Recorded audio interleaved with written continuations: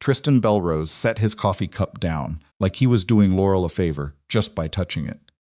He leaned across the counter, voice dropped low so his girlfriend wouldn't hear, and said the words that would live in Laurel's chest. For days afterward, I have to be honest with you, I showed Marcus and Deshawn photos of this place.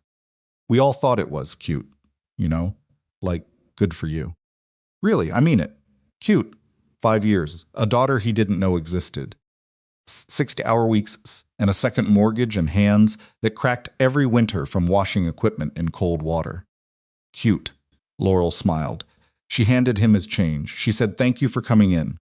And at the corner table, behind a folded newspaper, a man who had burned competing organizations to the ground and never lost a night's sleep over it, looked up and watched every muscle in Laurel Whitcomb's face work to stay still. If you've ever had to smile at someone who destroyed you, you already know how this story ends. If this is your first time here, subscribe right now and hit the bell. Drop your city and country in the comments. I want to see how far this story travels. Like this video so more people find it, and stay until the end. Because what Tristan doesn't know yet is going to cost him everything he thinks he still has. The morning started the way it always did, badly, and early, and alone. Laurel's alarm went off at 4:47, which was 3 minutes before the actual alarm, because she'd never once in 5 years slept long enough for the real one to fire. She lay there in the dark, listening to rain, hit the window above the fire escape, and ran through the mental checklist before her feet touched the floor. Maisie's lunch. The oat milk delivery that was supposed to come Tuesday, but always came Wednesday. The espresso grinder that had been making a sound didn't like for 2 weeks and that she'd been ignoring because a new burr set was $340, and she needed that money for the liability insurance renewal. She got up. She made coffee in the dark because turning on the overhead light felt like admitting the day had arrived. Maisie was still asleep, 6 years old, and still made the exact same sound she had as a newborn, that soft, wet breathing through a half-open mouth that used to terrify Laurel when she first brought her home, because she'd read enough parenting forums in those early weeks to convince herself that everything was a symptom of something. She stood in Maisie's doorway for 30 seconds. Just stood there. It wasn't something she could explain to anyone. It was just something she did. Then she got dressed, texted her neighbor, Donna, to remind her the key was under the second pot. A sound like green wood splitting, and walked the 4 blocks to Morning Harbor in the rain without an umbrella, because she'd left it behind the counter 3 days ago and kept forgetting to bring it home. The cafe was dark when she arrived. She liked it that way. The 15 minutes before she turned on any lights, when it was just her and the machines warming up and the sound of the refrigeration unit clicking on that was the closest thing she had to silence anymore. She stood behind the bar and drank the first shot of the morning straight from the portafilter handle, which would have horrified the specialty coffee people on the internet, and she didn't care even slightly. She had been open for 2 years and 4 months.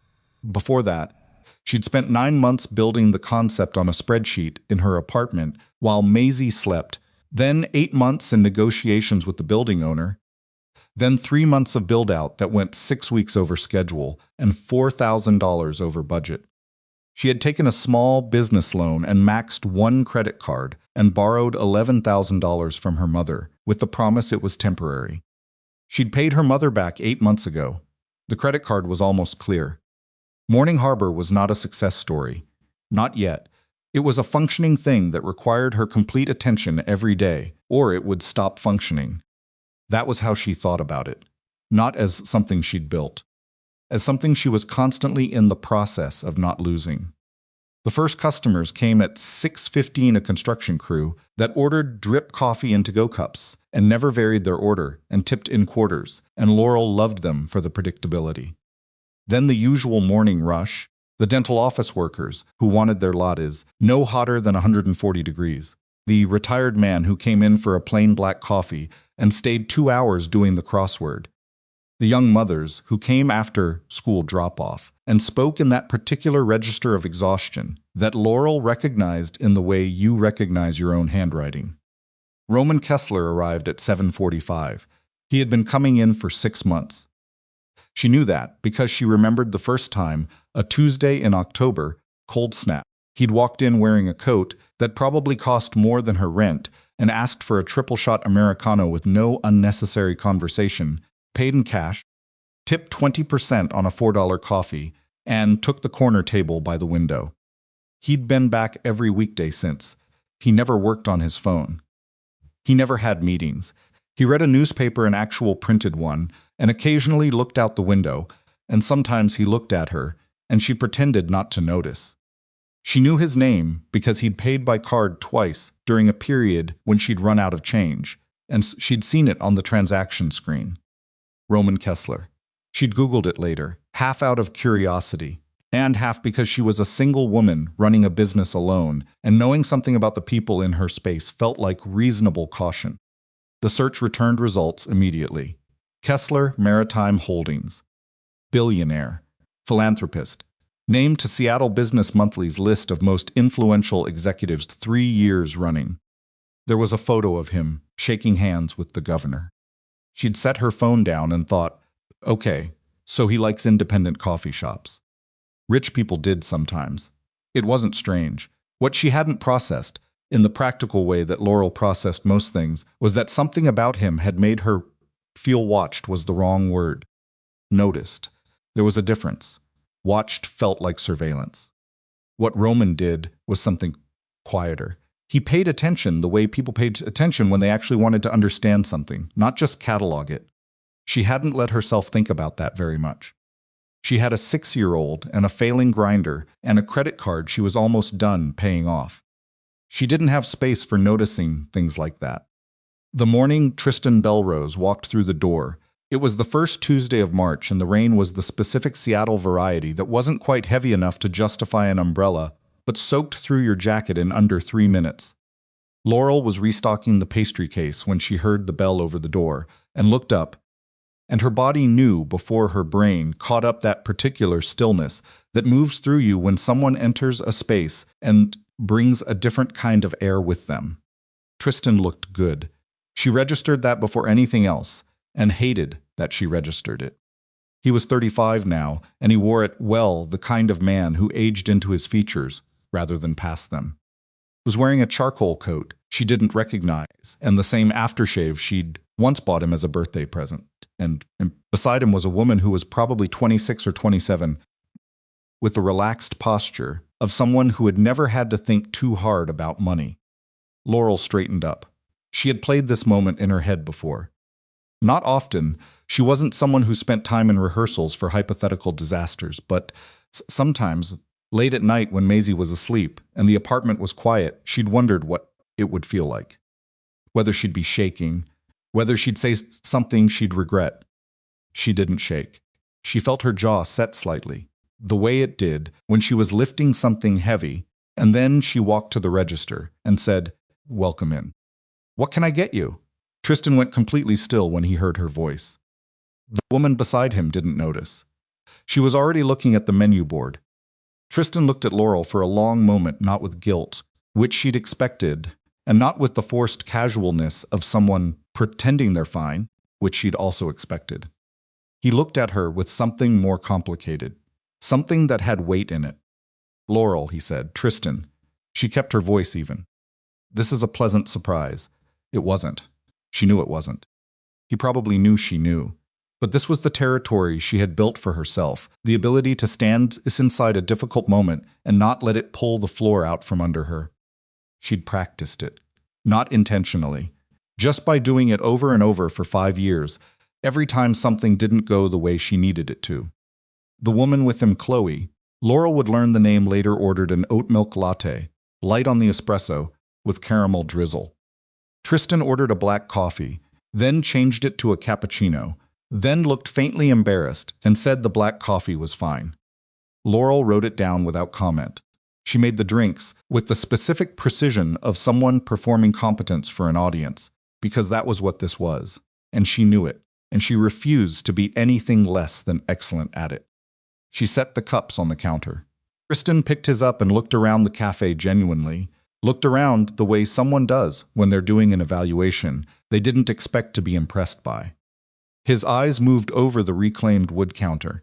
The mismatched chairs that she'd chosen specifically because they suggested a kind of intentional warmth rather than budget limitations.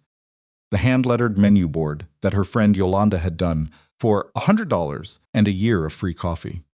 "This is really nice," he said. "I didn't know you'd done this." "Been open about 2.5 years, Laurel said. "You always talked about it." There was something in his voice she couldn't immediately identify. "I remember you used to draw layouts on napkins." "I remember that too." Chloe was taking photos of her latte for something. She wasn't listening to them. Tristan leaned forward slightly, lowering his voice to a register that felt like it was meant to establish intimacy, and Laurel felt herself straighten half an inch. "I'm serious. This is cute. Like, genuinely. You should be proud. Cute." She heard the word land. She felt it land. She had that involuntary response to it that she couldn't prevent the slight internal compression, like something being pressed on, and then she breathed through it. And she smiled the smile she had developed for moments exactly like this one, and she said, "Thank you. Enjoy your drinks." She turned back to the espresso machine. At the corner table, Roman Kessler folded his newspaper in half and set it down. He did not look at Tristan. He looked at Laurel. She was moving with the practiced efficiency she always moved with, pulling a shot, tamping grounds, her hands doing the work, while her face arranged itself into something neutral and functional. But Roman had been watching her for 6 months, and he knew the difference between her actual neutral and the performed version. The performed version had a quality of effort behind it, like a word said too carefully. He looked at Tristan then. Just once. A brief assessment, the way someone checks a number to confirm what they already suspected. Then he picked up his newspaper again. Tristan and Chloe stayed for 35 minutes. Laurel served 2 other customers, wiped down the counter twice, and recalibrated the grinder ratio from memory without checking her notes, because keeping her hands busy was the only reliable way to keep her thoughts from getting away from her. When they left, Tristan lingered at the door. For half a second, she saw it in her peripheral vision, and she didn't look up. The bell rang. The door closed. The retired man in the crossword chair looked up briefly, then back down. Laurel exhaled through her nose, let her hands go still for a moment on the counter. Then she picked up a damp cloth and started wiping down surfaces that were already clean. "You want a refill?" She said it toward Roman's corner without thinking, because his cup had been empty for 20 minutes, and normally she would have already asked. He looked up. "Please?" She brought the carafe over and poured. Roman watched her the way he always did, not like waiting for something, but like he was paying attention to the actual thing in front of him, which was a quality she hadn't encountered very often in men. "You okay?" he asked. She almost said of course, because that was what she said. The automatic answer that closed questions down before they could require anything of her. Instead she said old history. Nothing interesting. Didn't look like nothing. She looked at him then. He had brown eyes that were very direct, and a face that had some mileage in it, not the soft mileage of a comfortable life, but the kind that comes from paying attention to things that are difficult for extended periods of time. He wasn't handsome in an easy way. He was the kind of man you kept looking at because there was more to find. "He used to say he believed in me," she said, then he left. "Now he thinks the result is cute." She said the word with a flatness that communicated exactly how she felt about it. Anyway, Roman was quiet for a moment. Then what would have satisfied him? She blinked. It was not the response she expected. "I don't know," she said honestly. "Yes, you do." She thought about it. She thought about Tristan in his 20s, the way he'd talked about the future like it was something that belonged to him, specifically a particular kind of confidence that she'd once found attractive and had since learned to recognize as a man who had never had to plan around someone else's needs. He would have been satisfied, she thought, if her success had been somehow contingent on him, if she'd needed him to get here. If the cafe existed in some reality where he could have pointed at it and said, "We built that," he would have been satisfied, she said slowly, if I'd needed him to do it. Roman nodded once, like she'd said something correct. "People like that," he said, "they don't actually want you to fail. They want your success to run through them, so they can take credit when it works, and call it cute when they don't." She looked at him for a moment. That's a very specific observation, she said. I've known men like that, he said, which was, she would realize later, the understatement of the century.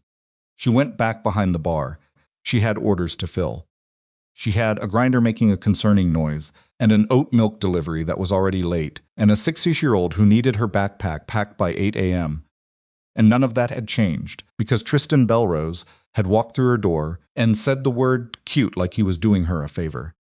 But something had shifted, incrementally, the way it sometimes did after a conversation with Roman, the particular feeling of having said something true out loud and had it received without judgment or redirect.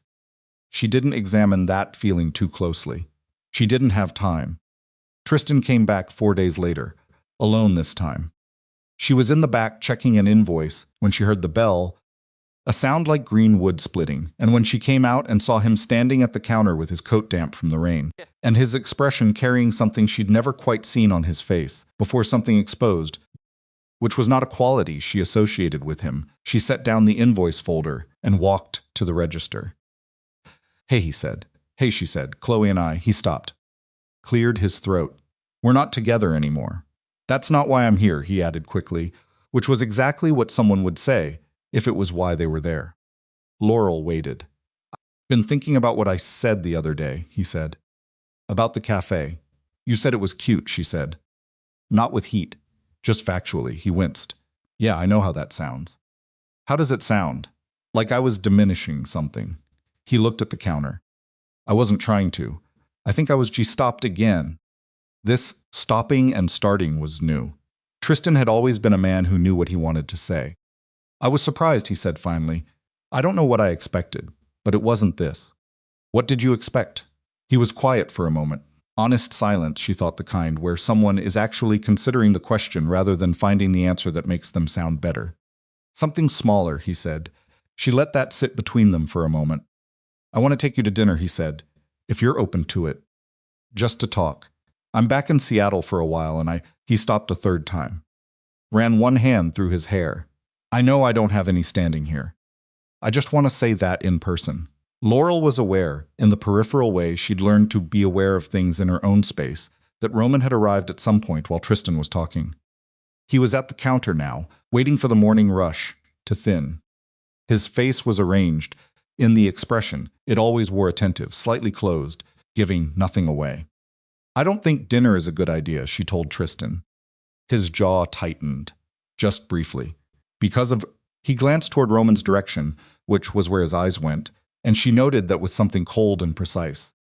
Because I don't want to, she said. Laurel, you're not being refused because of someone else, she said.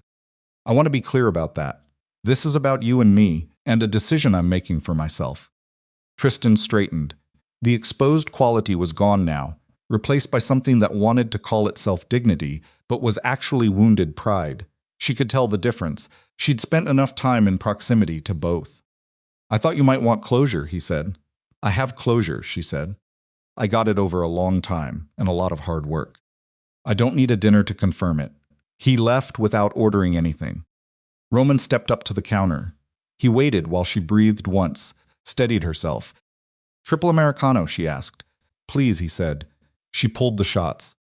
She could feel him watching her. With that quality, he had the attention that didn't demand anything in return. He asked me to dinner, she said without turning around. I know, Roman said. I heard. You think I should have said yes? A beat, no. She turned and set the cup on the counter. He picked it up and didn't move toward his table. Can I ask you something? She said. Yes. How do you know when someone is actually sorry versus when they're just sorry about the outcome? He considered the question, not performing consideration, actually doing it. She'd noticed this about him. He treated questions like they deserved an actual answer, not just a reflexive one. Watch what they do after you say no, he said. Someone who's genuinely sorry will accept the boundary. Someone who's sorry about losing something will try to renegotiate it. He picked up his coffee. He'll be back. Yeah, she said. I know. He looked at her for a moment, that direct, unhurried look, and then he said, the cafe is not cute. It's exactly what you built it to be. She had a response to that, something light and deflecting that she'd assembled automatically. but it didn't come out. She stood there for a second, holding the damp cloth she'd picked up without realizing it, and something moved through her that she couldn't immediately name. "Thank you," she said. He walked to his table, opened his newspaper. The cafe filled with its regular sounds. Laurel went back to work. She told herself she wasn't thinking about what he'd said. She was absolutely thinking about what he'd said. 3 weeks later, Roman Kessler asked her to a gala. He did it at closing time, when the last customer had left, and she was counting the till, which in hindsight she recognized as a calculated choice. He'd waited until there was nobody around, until the moment had room to exist without being witnessed. "There's a business event at the waterfront hotel," he said from the other side of the counter. He said it the way he said most things, quietly, without performance. "Saturday evening. I'd like you to come, if you're interested." She looked up from the register. "As a date?" she asked, because she was not in the habit of misunderstanding things on purpose. "As someone I'd like to spend time with outside this counter," he said, which was a precise kind of answer. It was an answer and wasn't quite one at the same time, which she noted. "I don't have anyone to watch Maisie on Saturday," she said, which was also true and was also the first protective measure she reached for, which she was aware of. "I can arrange a childcare service," he said, "fully vetted if that matters." "It matters." "I know," he said. She looked at him. He looked back. This was the negotiation they had, sometimes not over words, but over what each of them was willing to show about what they actually wanted. "What kind of gala?" she asked. "Boring, mostly. Some people I have to speak to. Better food than I deserve for how dull the conversation will be." Something about the self-awareness in that made her want to smile. "I'll think about it," she said. "All right," he said. He paid for his coffee. He always paid, even at closing, even when there was no one watching, and he left. She stood behind the counter in the empty cafe for a long moment. She thought about Tristan, in his expensive coat, saying cute. She thought about Maisie, coloring at the kitchen table that morning, asking why Roman always sat at the same table, because she'd come in once with Laurel to pick something up and noticed him in his corner with his newspaper. "He likes consistency," Laurel had told her. "Does he have a dog?" Maisie had asked. "I don't know. You should ask him. Dogs are good." Laurel turned off the lights. She locked the door. In the dark, the cafe looked like exactly what it was, something she had made, that was hers, that she was constantly in the process of protecting. She walked home in the rain without an umbrella. She was going to say yes to the gala. She already knew it. She'd known it before he finished asking. Some the Keenan. That was the part she hadn't quite caught up with yet, that some decisions had already been made before you consciously made them, and the work was just in acknowledging what you already knew. She walked faster. Maisie would be awake. Donna's limit was 9 o'clock on weeknights. The rain came down harder. The streets emptied out. And in a glass office on the 42nd floor of a building Laurel had never noticed, a man who was not just Roman Smits, the maritime billionaire, was on a phone call in a language that wasn't English, discussing a problem that had nothing to do with coffee or galas or a woman who built something from nothing on the east side of Capitol Hill. He would be at her counter tomorrow at 7:45. He would bring the newspaper. He would order the Americano. He would sit in his corner. And for 45 minutes, in the only place in Seattle where nobody knew what he was, he would simply be a man who watched someone else survive and found it, unexpectedly, the most remarkable thing he'd seen in years. The Saturday of the gala arrived the way most things in Laurel's life arrived, faster than she was ready for, and with complication she hadn't fully anticipated. The child care service Roman arranged sent a woman named Patricia, who was in her late 50s, and had the specific competence of someone who had raised children through actual difficulty and not just read about it. She arrived at 6 with a tote bag containing a craft kit and a children's audiobook about a girl who builds a rocket ship, and Maisie took one look at the rocket ship book and decided Patricia was acceptable. It was a higher bar than most adults cleared. Laurel had spent 20 minutes before Patricia arrived explaining to Maisie that they were having a helper tonight, and Maisie had listened with the focused skepticism of someone reviewing a contractor's credentials. "Does she know how to braid?" Maisie had asked. "I don't know," Laurel said. "That's important information, Mom." Laurel had stood in her own bedroom afterward in a dress she'd bought 3 years ago for a work event she no longer remembered and decided it was still fine, and then decided it was not fine, and then ran. Out of time to care about it, and put it on anyway. The dress was midnight blue. It fit the way things fit when you bought them before you'd spent 2 years lifting milk crates. Slightly looser in some places, slightly different in others. She put on earrings that had been her grandmother's. She stood in front of the bathroom mirror and told herself she was not doing this to prove anything to anyone. She was doing it because she wanted to. She wasn't sure that was completely true, but she said it until it started to feel like it was. The car Roman sent arrived at 6:45, not a stretch limousine she'd braced for something aggressively expensive and performative. It was a black sedan with a quiet driver who said good evening and held the door. Maisie stood in the apartment doorway watching with the expression of someone committing everything to memory for future reporting purposes. "You look different," Maisie said. "Different good or different bad?" Maisie tilted her head. "Just different. Your hair is down." "I know, I like it," Maisie said in the tone of someone delivering a formal verdict.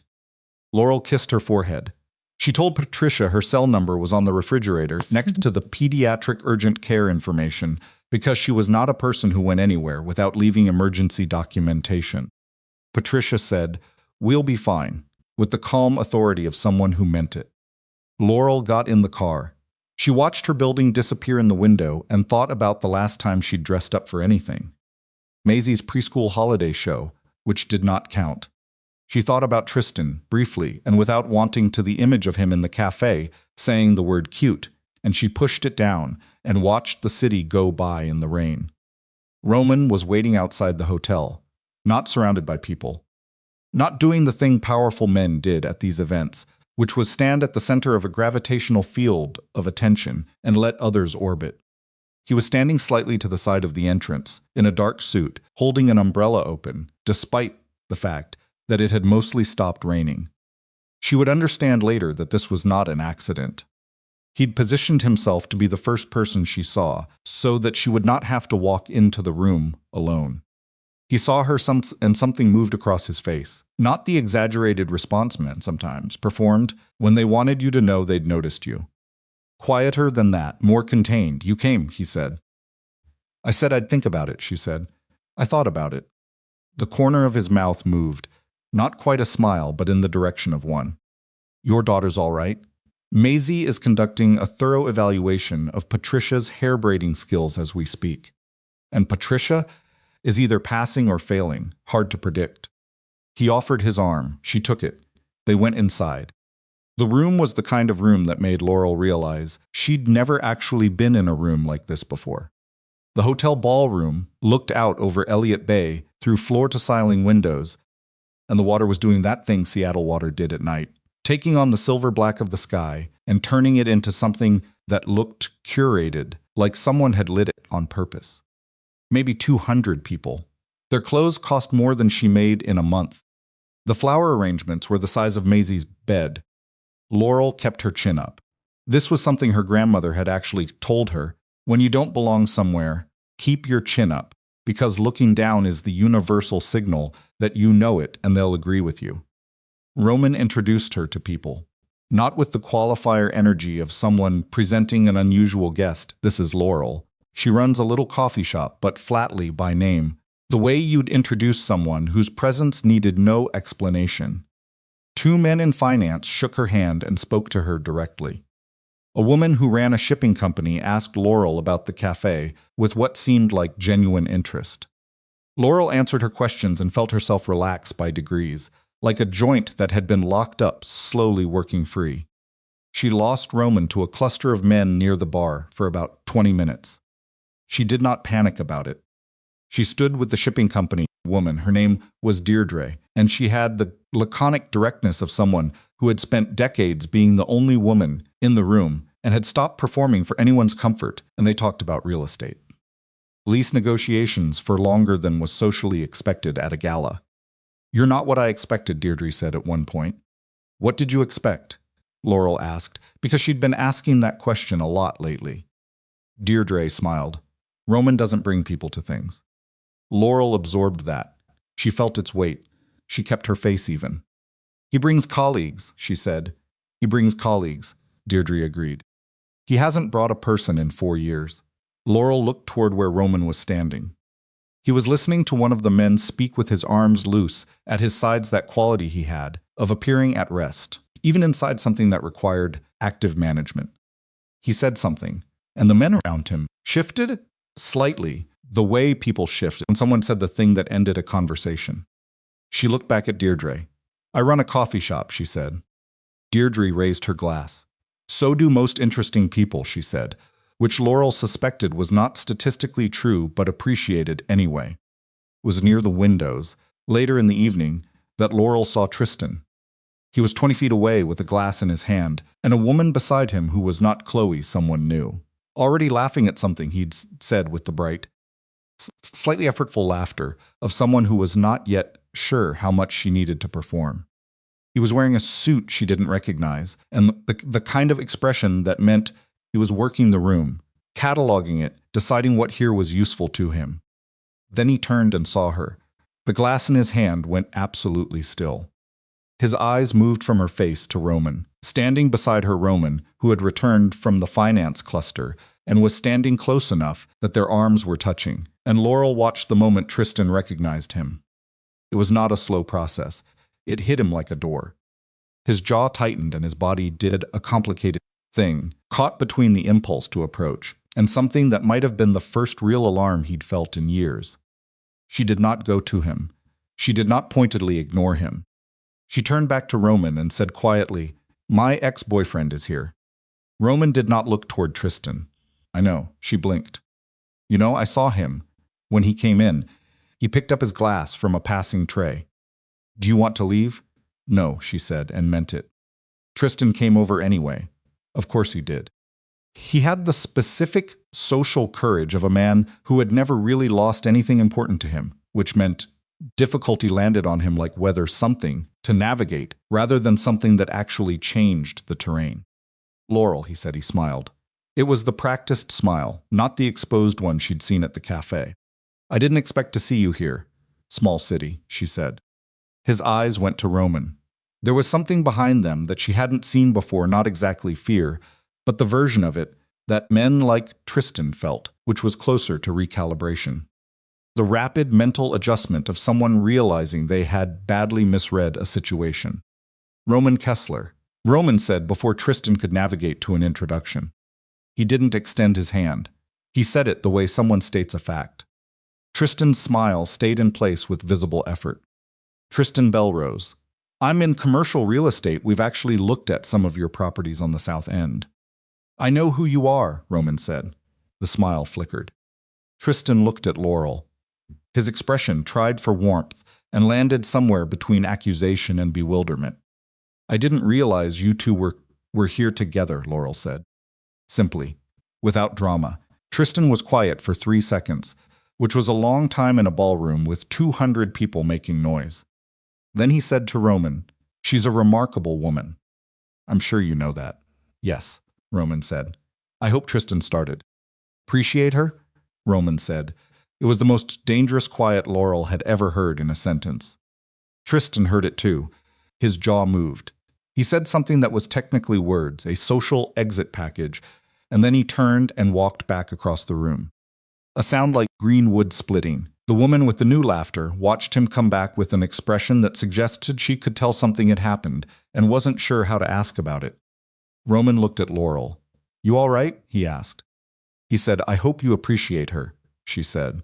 Like he was handing me off. I noticed.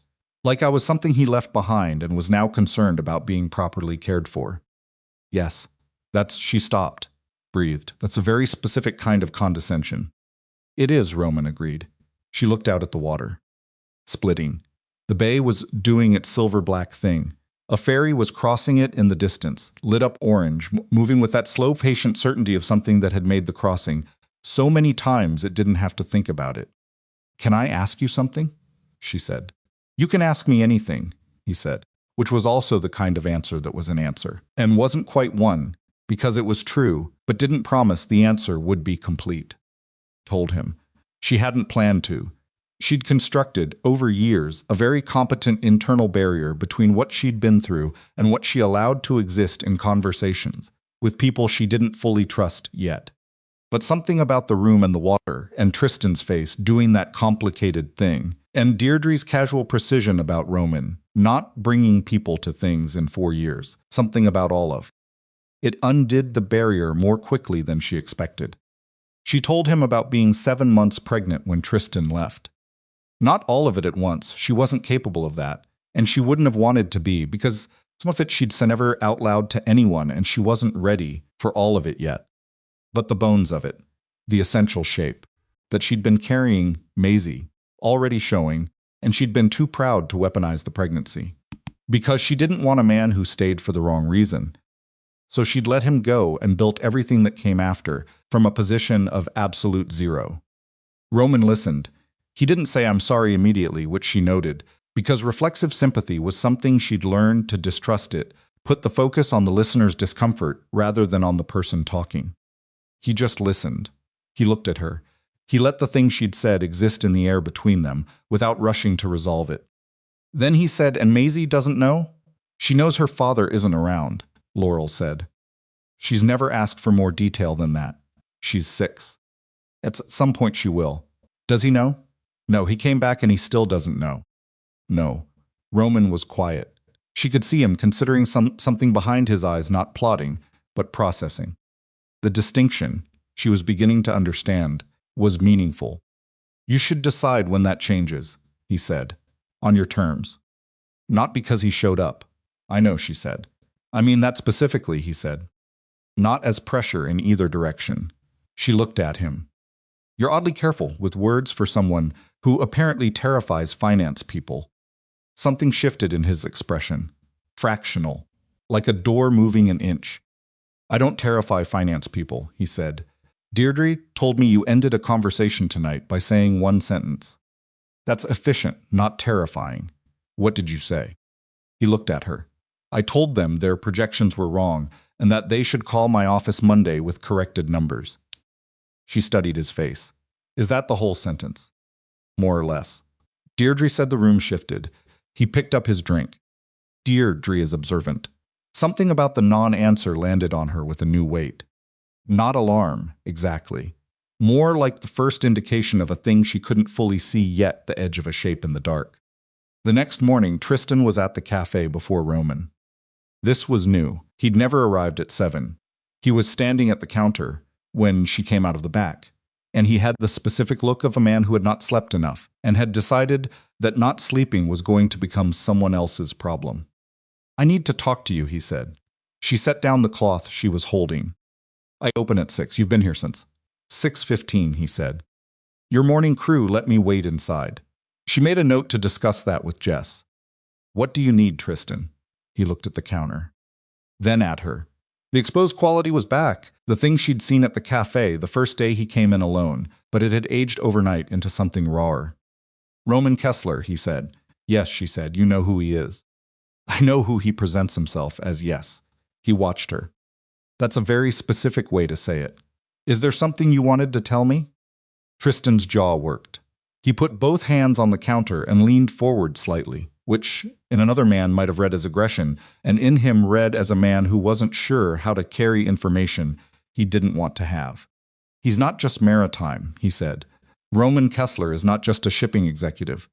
I had a client who worked on the South End property dealings, and there are things about how those negotiations go that he stopped." Looked around the cafe, which was empty except for the two of them. "People don't cross him, Laurel. Not because he's persuasive." She said nothing. "You understand what I'm saying?" he asked. "I hear what you're saying," she said. "That's not the same thing." "No," she said. "It isn't." He stared at her. She could see him working through options, the paths a conversation could take from here. I'm not saying this to interfere," he said. "I know you think I think you're telling me something you believe is true," she said, "and I think your reasons are complicated." "My reasons are that you have a daughter." "Don't," she said. The word came out with an edge she hadn't planned. Sharp and low, the way a warning comes when you've run out of tolerance for something specific. "Don't use Maisie as the reason. If you have something to say about Roman Kessler, say it about Roman Kessler. Don't put my daughter in it. Tristan was quiet. I'll decide who is in my life, and what I know and what I do with it, she said. That has always been true, and it didn't start being true last night.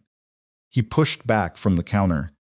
He looked at her for a long moment with something in his face she couldn't map, not love, not guilt, something that didn't have a clean name, which was the kind of emotion that usually meant the most damage when it wasn't addressed. He left without ordering anything again. She stood behind counter for a moment after the door closed. Then she went to the espresso machine and started the morning calibration. Roman arrived at 7:45, newspaper, Americano, corner table, the exact same geometry as every other morning. She made his coffee and brought it to the counter. He took it. Tristan was here, she said. He looked up. How long? He got here at 6:15. She stopped. She was not someone who softened things, but she found herself measuring this sentence in a way she didn't do with other sentences. He said, "You're more than what you appear to be." Roman held the coffee cup without drinking from it. His face was doing nothing, not in the closed, withholding way of someone hiding something, but in the still way of someone deciding how much truth the moment required. He's right, Roman said. The words hit her somewhere below the chest. She'd prepared herself to hear them, but preparation and actual impact were different things. And she stood behind the counter with the tamper in her hand and absorbed the confirmation of something she'd started to suspect the night before and had hoped was wrong. In what way? She asked. Roman set the cup down. He looked at her directly, the way he always looked at things he wasn't going to walk away from. Not tonight, he said. Not here. Here is where we talk, she said. I know. He was quiet for a moment. There are things I need to say properly. Not across a counter with customers arriving in. He checked his watch. 11 minutes. She looked at him. He looked back. The Jess arrived through the back, shaking rain off her jacket, already talking about the oat milk delivery situation. And Laurel turned toward her because the morning was beginning, and mornings didn't wait for personal crises to resolve. And when she looked back at the corner table, Roman had his newspaper open and his coffee in hand and was doing the thing he always did, which was be exactly where he'd said he'd be. At closing time, he was still there. He was the only one left. She knew he'd stayed on purpose. She knew it wasn't an accident that he'd asked for a refill at 4:15 when she was cutting off the coffee service, which meant he had one more hour of legitimate presence before she locked up. She'd given it to him without comment, because she hadn't decided yet what she was going to do with the thing she now knew she knew. When Jess left and the door locked and the cafe was quiet, Roman folded his newspaper. He set it on the table beside the coffee cup. He didn't move to the counter. He waited. Laurel came around and sat in the chair across from him. It was the first time she'd sat at his table. She'd stood at it 100 times bringing refills, picking up cups, but sitting was different. Sitting, they were two people in the same place, not a business transaction. He looked at her. What do you want to know? He said. Everything, she said. But start with the part that affects Maisie. His jaw moved slightly. The Kessler Syndicate, he said. Is he stopped? He looked at his hands for a moment, then back at her. The legitimate side of what I do, the maritime holdings, the real estate, the investment structure that's real. It's large and it's profitable, and it is exactly what it appears to be. Below that, there are operations that are not legitimate. Have not been for a long time. She waited. Criminal, he said. The word landed flat and clean. The way he said it, not confessional, not dramatic. Just accurate. Not violent by preference, but adjacent to violence by necessity, because that is the nature of the structure. I have people who he stopped again. This stopping was different from Tristan stopping. Tristan stopped because he was looking for the better sentence. Roman stopped because he was choosing precision. People who enforce things, he said, and a history of operating in territories where enforcement is required. She sat very still. How long? She said. Since I was 23, he said. It was inherited. I modernized it, moved it away from the worst of what it was. That is a real thing I have done, not a justification, but it is also true that I have not stopped it. Until now, she said. He looked at her. I don't know, he said. That is the honest answer. She looked at the table between them, at his coffee cup and his folded newspaper, and the particular domesticity of those two objects which she'd found comfort in for 6 months without knowing what else they belonged to. Maisie comes into this cafe, she said. Yes, he said. She's been in this room while you were sitting in that corner. Yes. His voice didn't change, but something behind it did. That was always an obstacle, not something I overlooked. Then why? She stopped. Why did you keep coming back? He was quiet for a long moment. The refrigeration unit clicked on in the back. Rain was starting against the windows again. Because this was the only place in Seattle, he said, where I could sit still. She looked at him. Because of you, he said. Not as a justification. Just as the truth. Laurel sat with that. Outside, a car passed. The light from its headlights moved across the ceiling and went away. She thought about Maisie that morning asking Patricia whether she was going to come back to braid her hair, because Patricia had passed the evaluation. She thought about her grandmother's voice. Everyone needs one safe place.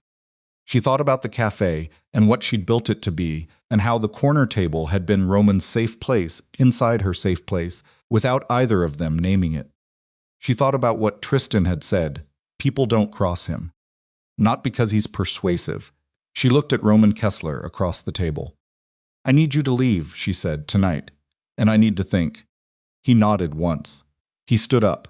He picked up his cup and carried it to the counter, which she hadn't asked him to do, and which he did without comment, and then he put on his coat and walked to the door. He stopped with his hand on the door. Whatever you decide, he said, without turning around, I will respect it.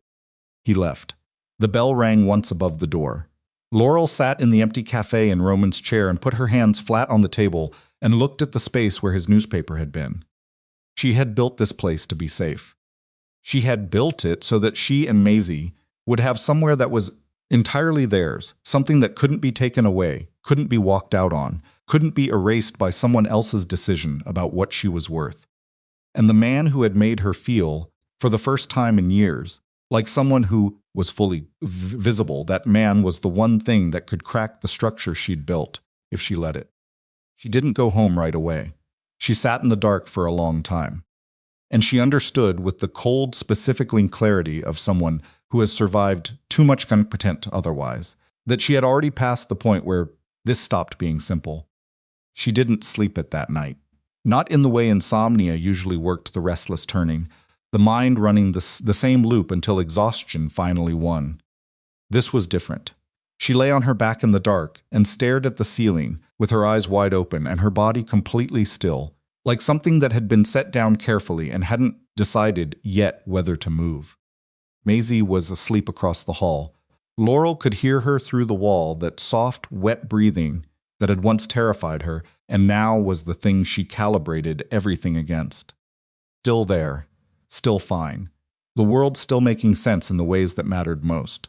She went through it the way she went through difficult problems, not emotionally, but structurally. What she knew, what she didn't know, what the difference between those two categories actually cost her. Roman Kessler ran a criminal organization.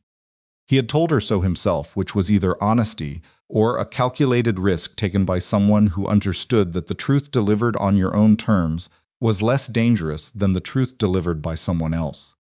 She didn't know which. She suspected it was both, because he was not a man who did one thing at a time when two things were available. He had been sitting in her cafe for 6 months. He had watched her work. He had said things that were exactly right at exactly the moments they were needed, which could mean he was a perceptive human being, or could mean he was someone very skilled at making people feel understood. She didn't know which of those was true, either, and the not knowing was the part that sat on her chest in the dark like something with weight. What she did know was this: Maisie had been in that room. 6 years old, coloring at the counter while Laurel restocked supplies on a Saturday morning when the babysitter canceled. She'd been 3 tables away from Roman Kessler and his newspaper, and whatever invisible thing he carried with him that made men move differently when he spoke. That was the fact she couldn't reason around. Everything else was negotiable. That wasn't. At 4:30, she got up and made coffee in the dark kitchen and sat at the table where Maisie did her homework and thought about her grandmother. who had been a practical woman in the specific way that women of that generation were practical, not cold, but unsentimentally clear about what things cost and what they were worth. She would have said, "Figure out what you're deciding, then decide it. Don't sit in the hallway." Laurel figured out what she was deciding. She was deciding whether a man's willingness to be honest about what he was counted as something. Whether restraint, the particular restraint Roman had shown, the way he'd never pushed, never leveraged, never made her feel the weight of what he was, until she asked directly whether that was character or whether it was just a longer play. She was deciding whether Maisie's safety was a reason to close a door or a standard to apply to who she let through it. And she was deciding, underneath all of that, whether she was actually afraid of Roman or whether she was afraid of wanting something and being wrong about it again. She finished her coffee. She got dressed. She went to the cafe. She did not call Roman. She did not reach out or send any message. She opened Morning Harbor at 6 a.m. the way she did every day, and she worked, and she waited to see what kind of man he was when a door had been left uncertain. He didn't come at 7:45. She told herself that was information, not loss. He didn't come at 8. She served the dental office women their sub-140 lattes. She served the construction crew their drip coffee. The retired crossword man arrived at 8:15 and settled into his chair, and she brought him his black coffee without being asked, because this was the rhythm of the place she'd built, and it continued regardless of what was happening inside her chest. At 9:12, her phone buzzed on the counter. She looked at it. A message from a number she'd never saved but recognized. "I'll come in when you're ready." No pressure on the timing. She set the phone face down. She picked it up 20 seconds later and typed, "Tomorrow." 7:45. She set it down again. She did not look at whether he responded. She put her phone in her apron pocket and went to check on the grinder, which had started making the sound again, a faint metallic irregularity she'd been cataloging for weeks. She took the top plate off and looked at the burr and decided today was the day she ordered the replacement part, regardless of the $340, because some things you could keep deferring, and some things would eventually break in the middle of a Friday morning rush, and that would be worse. She ordered the burr set. She felt faintly better. This was the particular comfort of competence. When everything else was uncertain, you could still do the thing correctly in front of you. Tristan came in at 11. She saw him through the window before he pushed the door open and on the sidewalk in the rain without an umbrella, looking at the cafe sign the way someone looks at a building when they're deciding whether they're going to do something they know is a bad idea. He pushed the door open. The morning rush had thinned. 2 customers at tables. Jess was in the back doing prep. Tristan walked to the counter. He looked like he'd slept worse than she had, which she hadn't thought was possible. "I need to know something," he said without preamble. "You need to order something," she said, "if you're going to stand at my counter." He pulled his wallet out. He put a $10 bill on the counter. "Black coffee," he said, "and I need to know how long you've known him." She made the coffee. 6 months, she said. "As what?" "As a customer." She set the cup in front of him. That's what he was. "And now?" "That's still being determined," she said, which was true and was also all she was going to give him. Tristan wrapped both hands around the cup. He looked at the counter between them. "He's not someone you can be casual about, Laurel. He's not a man you get to know a little and then decide you're done with." "Meaning what?" "Meaning once you're inside his orbit, you don't just..." He stopped. His jaw tightened. There are people who tried to walk away from business with him. It didn't go well. She looked at him steadily. "Are you telling me you're afraid of him?" Tristan's eyes came up fast. "I'm telling you I'm afraid for you." "That's a meaningful distinction," she said. "Which one is it?" He held her gaze for a long moment. She gave him credit for not looking away. "Both," he said, "if I'm honest. Both." She considered this. There was a version of Tristan she had known at 30 who had been less self-aware than this, who would have framed this conversation entirely around his own discomfort and dressed it as concern for her.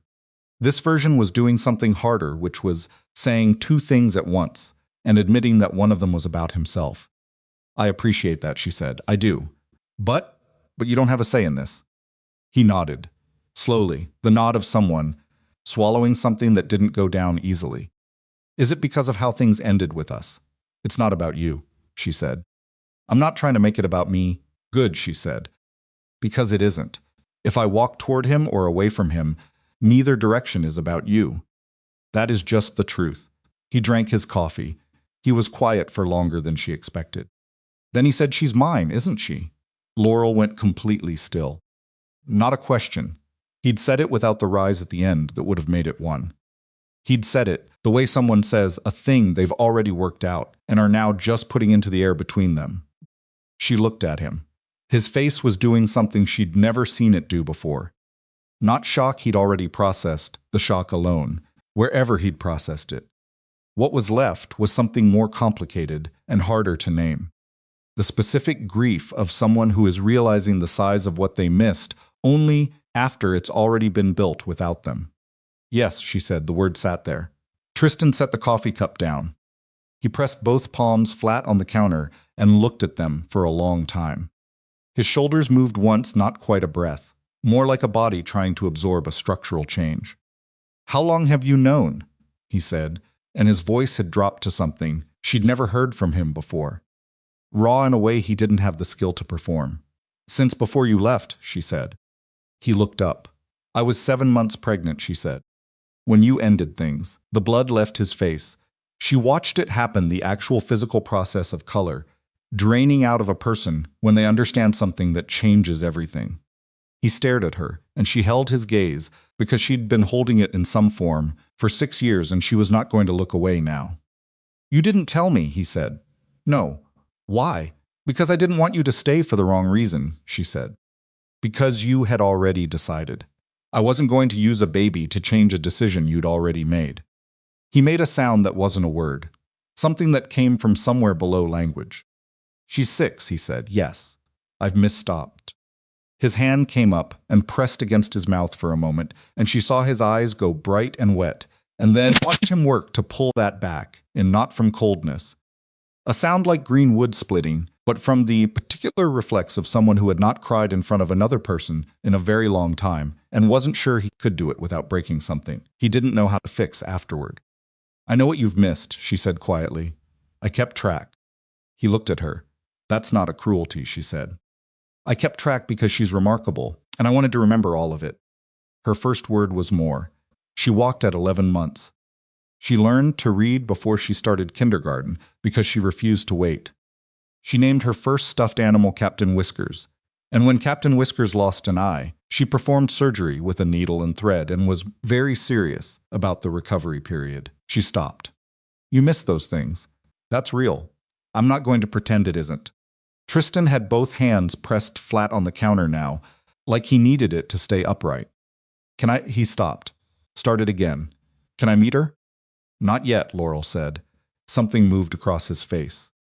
That's not a no, she said before it became something else. It's not a forever. But you don't get to walk into her life because you found out about it. That's not how this works. She's a person, not a debt being collected. He nodded. Once. Mechanical. When you can show me consistency, she said, we'll talk about what meeting her looks like. But I decide the timeline. I decide the terms. And if that's something you can't live with, then we have a legal conversation instead of a human one, and nobody comes out of that with what they actually want. He looked at her for a long, unsteady moment. Then he picked up his coffee. He drank what was left of it. He set the cup down. Okay, he said. His voice was wrecked, just slightly. Enough to be real, he left. Jess came out of the back with a sheet tray of muffins and glanced at the empty counter. Everything okay? Fine, Laurel said. Set those by the window. That night, after Maisie was asleep, Laurel sat on the bathroom floor with her back against the tub. Not crying, not quite. Just breathing in the particular way you breathed when you'd done something that couldn't be undone, and you were waiting to find out how you felt about it. She'd told him. After 6 years of keeping it not maliciously, not to hurt him, but as a private architecture of her own survival, she'd said yes to the question he'd asked, without asking it as a question, and now that existed in the world and could not be recalled. She thought she felt relieved. She thought she felt afraid. She wasn't sure either word was exactly right. She got up. She brushed her teeth. She went to bed. Roman arrived at 7:45. She was ready for him. She'd made his Americano before he reached the counter, which she didn't normally do. Normally, she waited for him to order, because that was the ritual, and the ritual mattered. But this morning, she needed her hands to have already done something by the time he arrived. He looked at the cup. He looked at her. "Sit down," she said. "I'll come around." She came around the counter for the second time in 2 days and sat across from him at his table. The morning crew had just started to thin. No one was paying attention to them. "I've been thinking," she said. "I know," he said. "I need to ask you something directly." "All right." "If I asked you to stop," she said, "the parts that aren't legitimate. If I said that was a condition of anything between us, not an ultimatum, not a negotiation, but a statement of what I could live with, what would you say?" He was quiet for a long moment. "I'd say it was already something I was working toward," he said. "Before you. That's not something I'm offering you as a trade." "Then what are you offering?" "Time," he said, "the honest kind. Not a promise of a version of myself I don't know if I can be yet. Just time, and the direction I'm already moving." She looked at him. She thought about her grandmother. "Figure out what you're deciding, then decide it." "I want you to meet Maisie," she said. Something moved behind his eyes. Careful and real at the same time. "Are you sure?" he said. "No," she said, "but I'm doing it anyway." 3 days later, on a Tuesday morning when the cafe opened soft and the rain was doing its lighter thing, Maisie sat at the counter on the high stool she'd claimed since she was old enough to climb it, working on a coloring page from the Dragon book she'd been carrying everywhere for 2 weeks. Roman arrived at 7:45. He ordered his Americano. He paid. He turned toward his corner table and stopped because Maisie was looking at him with the direct, unself-conscious scrutiny of a 6-year-old who had not yet learned that staring was considered impolite by people who had something to hide. "You're the newspaper man," she said. Roman looked at her. "Yes," he said. "Mom says you like consistency. Your mom is perceptive." Maisie considered this. She looked at his coffee. "Do you like pancakes?" "I do," he said. "What kind? Blueberry? With too much syrup?" Maisie appeared to approve. She looked back at her coloring page. "Can dragons swim?" Roman sat down not at his corner table, but at the one adjacent to the counter, which put him at Maisie's eye level. He set his coffee down. He looked at the dragon on her page, which was purple, and had wings that were slightly lopsided because she'd been working on them for 3 days. "I think they can," he said. "But I think they prefer not to, because the fire situation gets complicated." Maisie looked at him very seriously. "Fire doesn't work underwater," she said. "Exactly the problem." She pushed the coloring book slightly toward him. "Not all the way, just enough to share the space." "You can look," she said. "But I decide the colors." "That's fair," he said. Laurel stood behind the counter and watched Roman Kessler, who had never, in 41 years, been in a situation he did not control, sit across from her 6-year-old daughter and negotiate coloring book access with complete seriousness.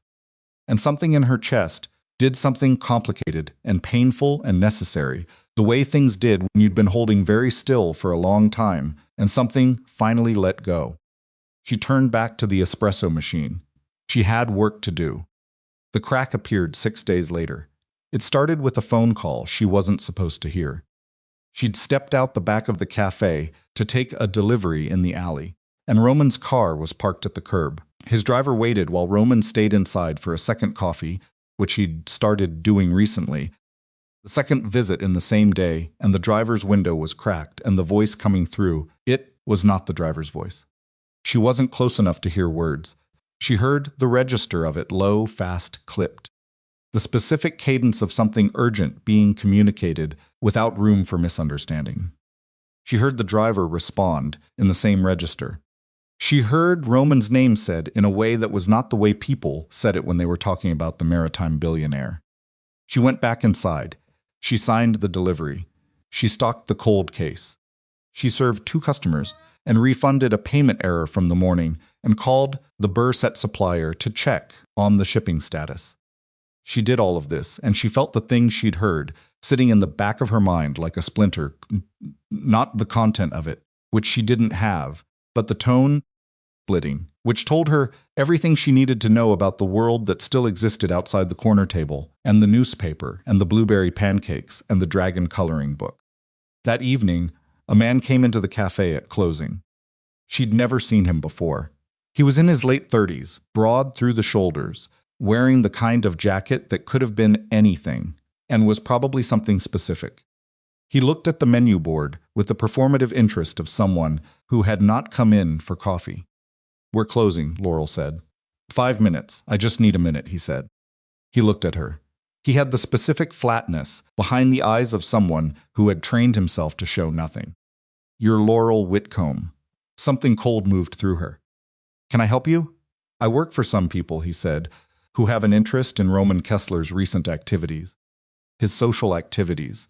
The word social landed like a stone. "We want you to know that we're aware of the situation. And that awareness goes both ways." She held very still.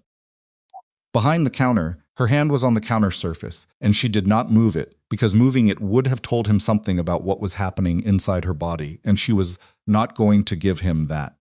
"I don't know what you think this conversation accomplishes," she said. "Information," he said.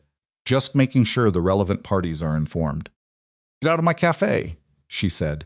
He looked at her for a moment, not threateningly, which was somehow worse. Just observationally, like he was making a note.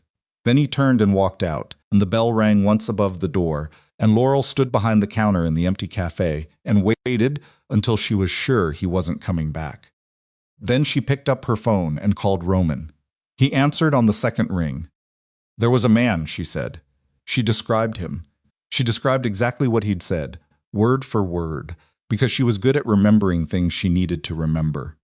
"He knew my name," she said. The silence on the other end was very brief, but had a quality to it, a particular density, that told her something was already wrong before he spoke. "Are you at the cafe now?" he said. "Yes. Don't leave until I call you back." His voice was not alarmed. It was the voice of someone who had moved very quickly into a mode she hadn't heard before, precise, operational, stripped everything that wasn't necessary. "Lock the front door. Is Jess still there?" She left an hour ago. "Lock the door. I'll call you in 10 minutes. He called back in 7. "I'm sending someone to drive you home," he said. "Not my usual driver. Someone else. Her name is Yale and she'll knock twice." "Roman, I need you to listen to me right now," he said. And the quality of his voice was doing something she'd never heard it do before, not panicked, but pressurized, like something contained that was pushing against its walls. "I will explain everything. I will not keep anything from you. But right now I need you and Maisie to be in a place I know is safe while I find out what happened." "What did happen?" she said. "A beat. Someone inside my organization told someone outside it about you," he said. "That is what happened. And I need to find out who and why before I can tell you how serious it is."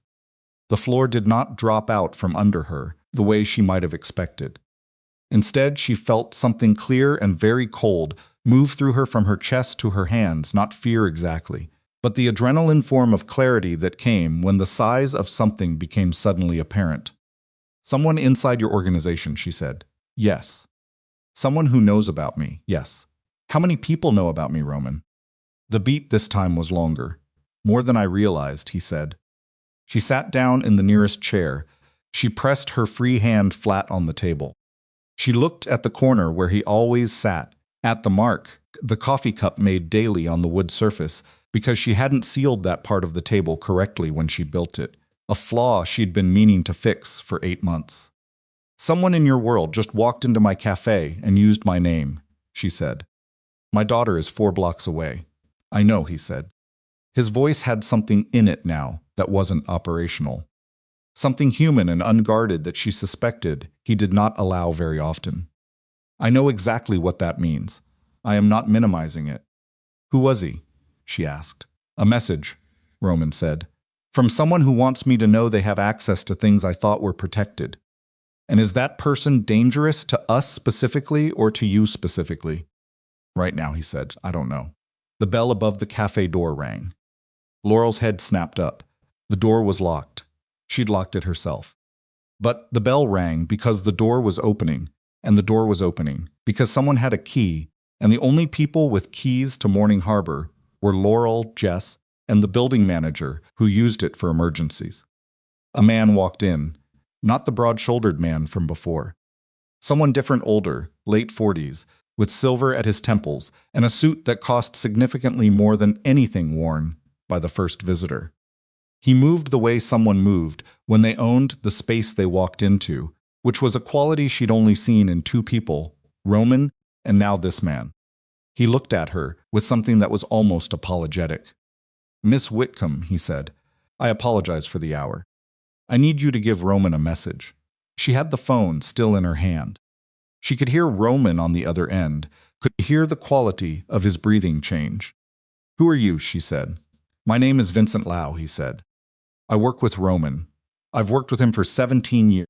From the phone, Roman's voice came through, flat and stripped of everything. "Don't say anything to him, Laurel." Vincent Lau heard it. He looked at the phone in her hand. He looked back at her. "He didn't tell you about me," Vincent said. "He didn't tell you that I've been managing the operations he's been pulling back from. The ones he's been dismantling." He paused. "He also didn't tell you that I've been the one deciding what gets dismantled and what doesn't." "Laurel, go to the back room," Roman said now. She didn't move. "He's been making decisions about his organization," Vincent said, "based on what he thinks you need from him. And that has created significant problems for a number of people who did not agree to have their livelihoods restructured because Roman Kessler fell in love with a woman who makes coffee." He said it without heat, just factually, which was almost worse. "I'm not here to threaten you. I'm here to tell you the truth that he hasn't." "What truth?" she said.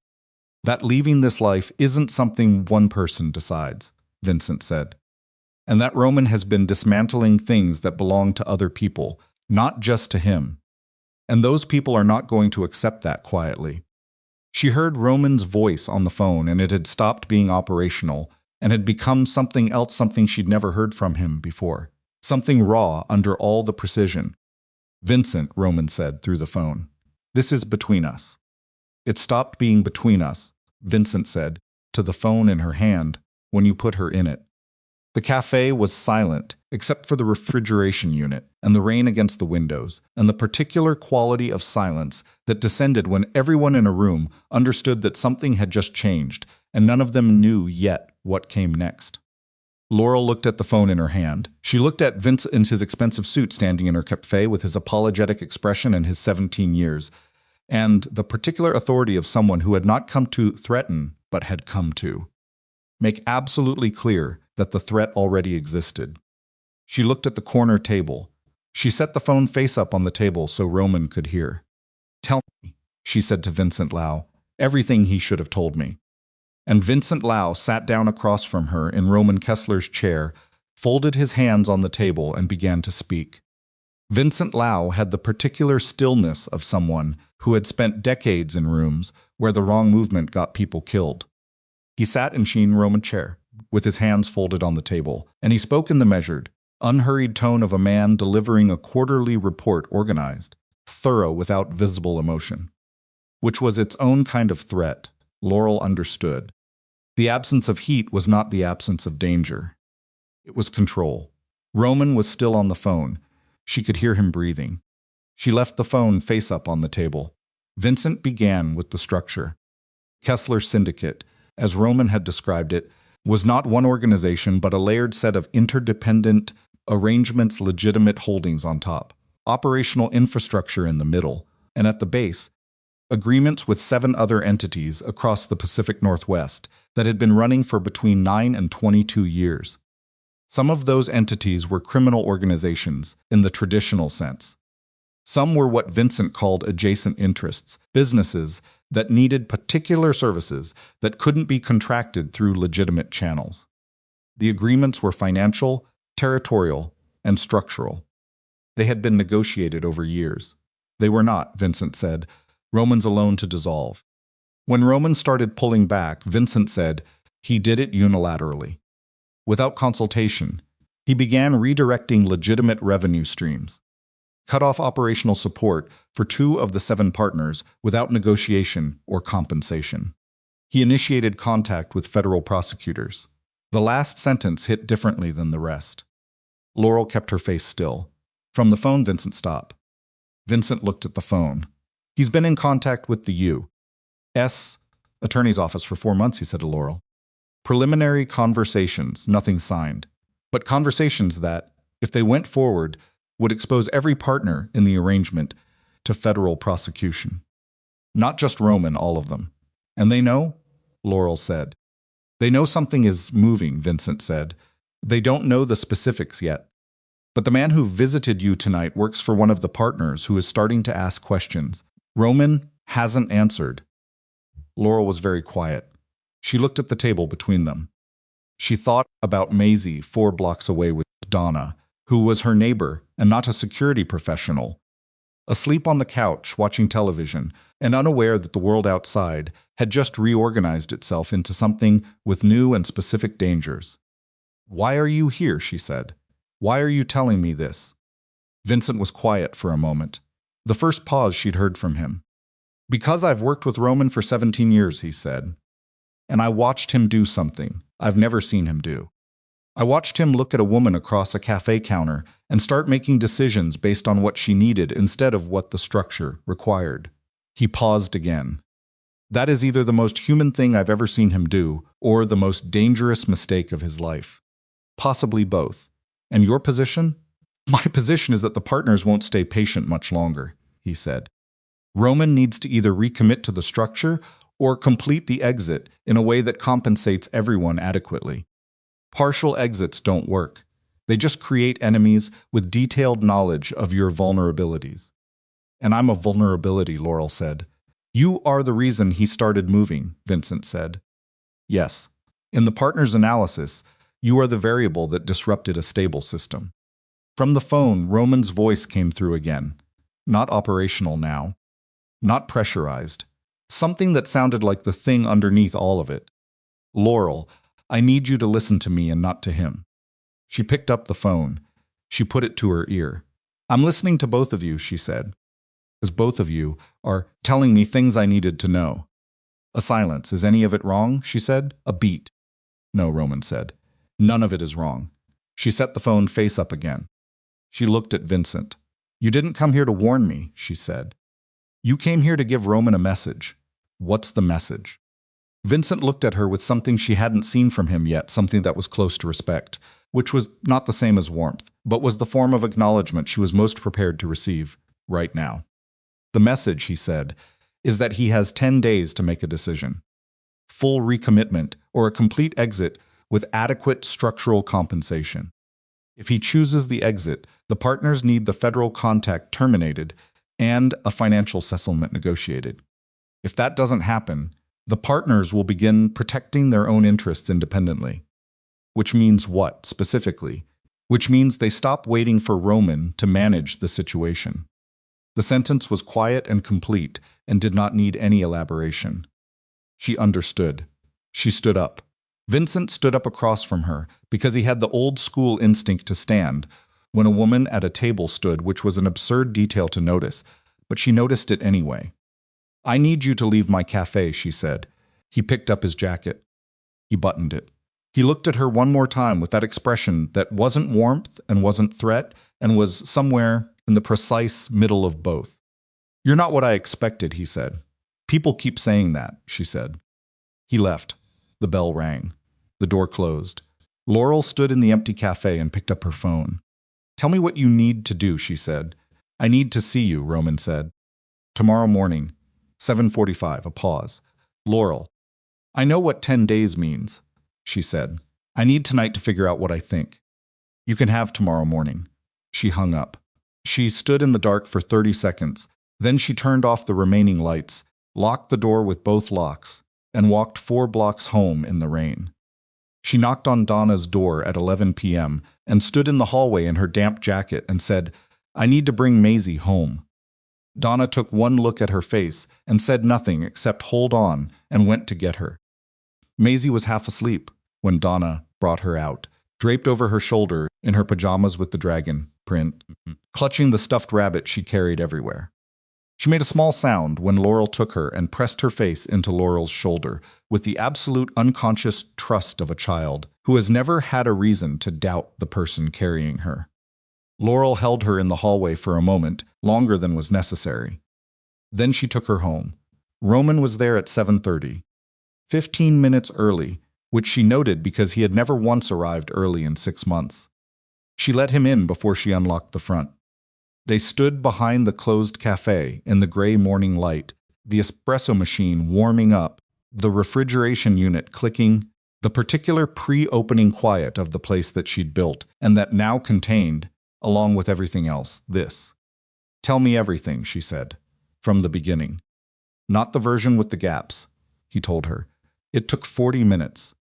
She made coffee for both of them, and she stood behind the counter while he sat at the counter's edge and he talked in the flat, precise way he had, leaving nothing out. The origin of the syndicate, inherited from his father at 23, when his father died of a heart attack in the middle of a meeting and left Roman holding something he hadn't fully understood the weight of yet. The years of what he called modernization, moving it away from direct violence toward financial and operational crime, because he had believed that was a meaningful distinction and had lived long enough to doubt it. The 7 partners, the nature of the agreements. The federal contact that had started not because of Laurel, he said, but because of what he'd started wanting when he began sitting in this cafe, a version of his life that could exist in the same world as something worth protecting. "I didn't tell you about the federal contact," he said, "because it wasn't final, and because telling you made it real in a way that required decisions I wasn't ready to ask you to make." "That was a decision you made for me," she said. He said. "It was wrong." She looked at him. He looked back. Neither of them looked away. 10 days, she said. "Yes. What do you need to complete the exit?" He was quiet for a moment. "A financial structure that compensates the partners for the operational disruption. The federal conversations need to produce an immunity arrangement that covers me and doesn't expose partners to direct prosecution, which is a difficult line because the prosecutors want more than I want to give them. And I need Vincent to manage the transition internally so that it doesn't collapse into something violent." "Vincent," she said, "who just walked into my cafe at 11 p.m. "Who I did not send," Roman said. His jaw tightened. "That was his own initiative. And it's the first time in 17 years he's moved without my direction, which tells me he's more frightened than he's showing. Is he a threat to us?" "Vincent is not a violent man. He's an architect. He builds structures and he protects them, and he doesn't like it when someone starts removing load-bearing walls without a plan." "Are you removing load-bearing walls without a plan?" He picked up his coffee. He was quiet for a moment. "I had a plan," he said. "It required more time than I have now." She processed this. "What changed the timeline?" she said. "The man who came in last night," Roman said. "He's not from Vincent's group. He works for a partner called Mercer. Elliot Mercer runs distribution operations in 3 counties and has been the most profitable of the 7 partners for the last 8 years.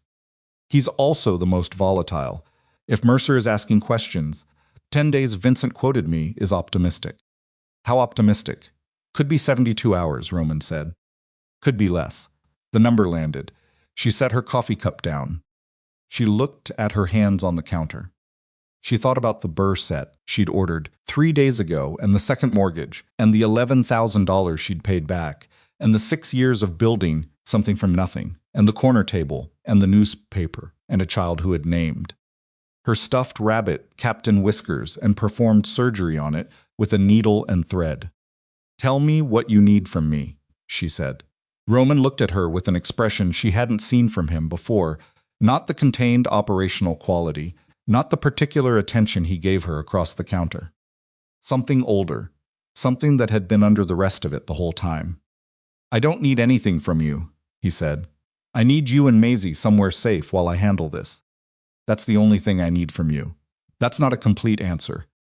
"Laurel, if I'm already in it," she said, "and my name is already known, and my cafe's address is already known, then removing me from the equation doesn't unring that bell. It just means I'm somewhere else being afraid while you manage something that involved me without my knowledge." His jaw worked. "Yes," he said, "that's accurate. So tell me the complete answer." He looked at her for a long moment. The morning light was coming through the windows now, that particular Seattle gray that was its own quality of light, rather than a diluted version of something else. I need you to trust me for 72 hours, he said. While I move faster than I plan to move, and do things that are not clean, and make arrangements that I will have to live with. And I need to know that at the end of it, whatever the end looks like, you're still standing. I've been standing this whole time, she said. I know, he said. That's why I need it. She looked at him across the counter. Go do what you have to do, she said. He left. The morning rush came. She served it. She served it with the same precision she always brought, because the alternative was letting what was happening outside the cafe walls bleed into the only thing she'd built that was entirely hers, and she was not going to do that. At 10 a.m., Tristan walked in. She almost told him to leave on sight. Not out of anger.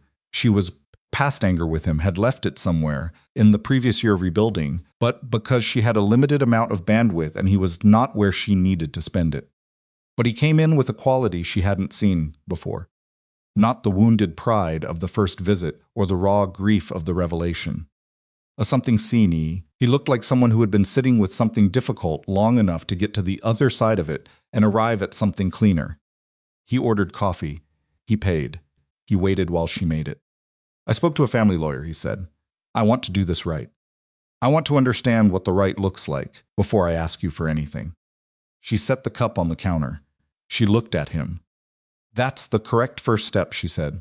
I know I don't have standing, he said. I know I have to earn it. I'm not here to renegotiate what you said. He picked up the cup. I'm here because I wanted to say that I understand what you built.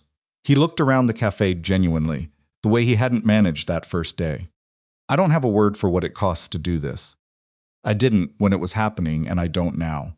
But I understand that it was enormous. And I'm sorry that I didn't see it. Laurel was quiet for a moment.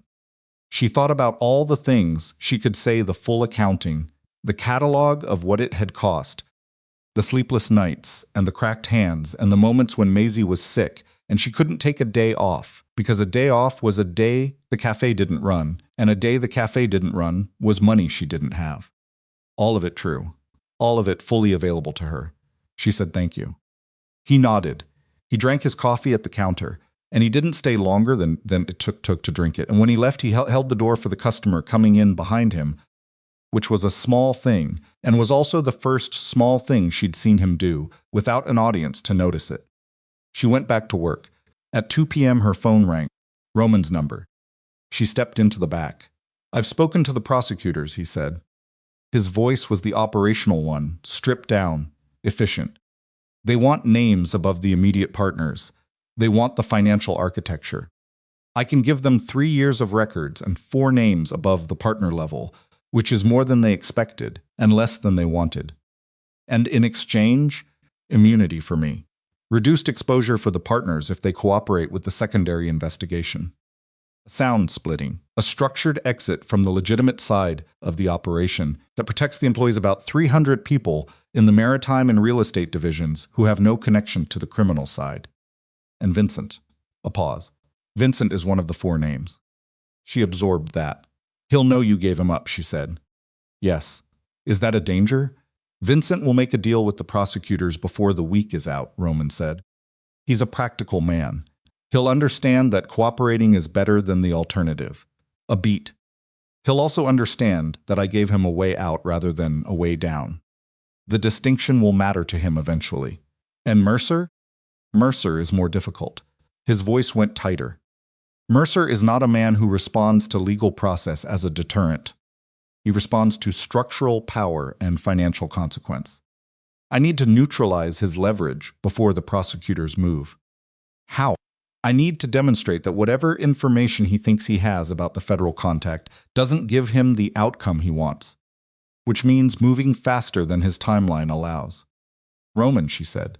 How dangerous is faster? A pause. Not the operational pause. The other one.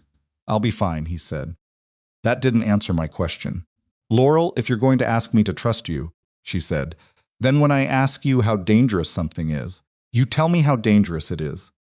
That's what trust means. A longer pause. There will be a meeting tonight, he said. With Mercer directly. at a location he controls. That is not an ideal situation. But you're going, yes, with people. 3 people I trust completely, which is a number I've arrived at carefully. She stood in the back of her cafe with the noise of the front coming through the wall, the espresso machine, the low register of customer conversation, Jess calling out an order, and she thought about what it meant to trust carefully. The number you arrived at, the process of arriving at it. Come back, she said, a beat. Yes, he said. He hung up. She stood there for a moment. Then she went back to the front and served the afternoon rush and closed at 5 and counted the till and wiped down the machines and turned off the lights. She drove to Donna's and picked up Maisie, who had apparently spent the afternoon making an extremely ambitious paper model of a castle and required assistance transporting it home without structural collapse. Laurel carried the castle with both hands while Maisie walked ahead, holding the drawbridge, which had detached, giving directions about castle-carrying posture. At home, she made dinner.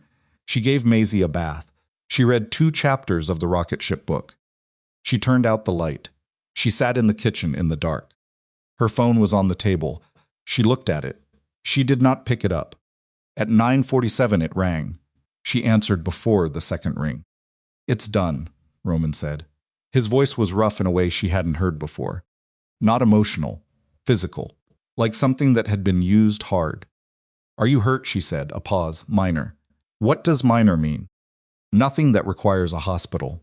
Roman Mercer will not be a problem, he said. His partners have been presented with a proposal that makes cooperation with the federal process more financially sensible than resistance. They've accepted.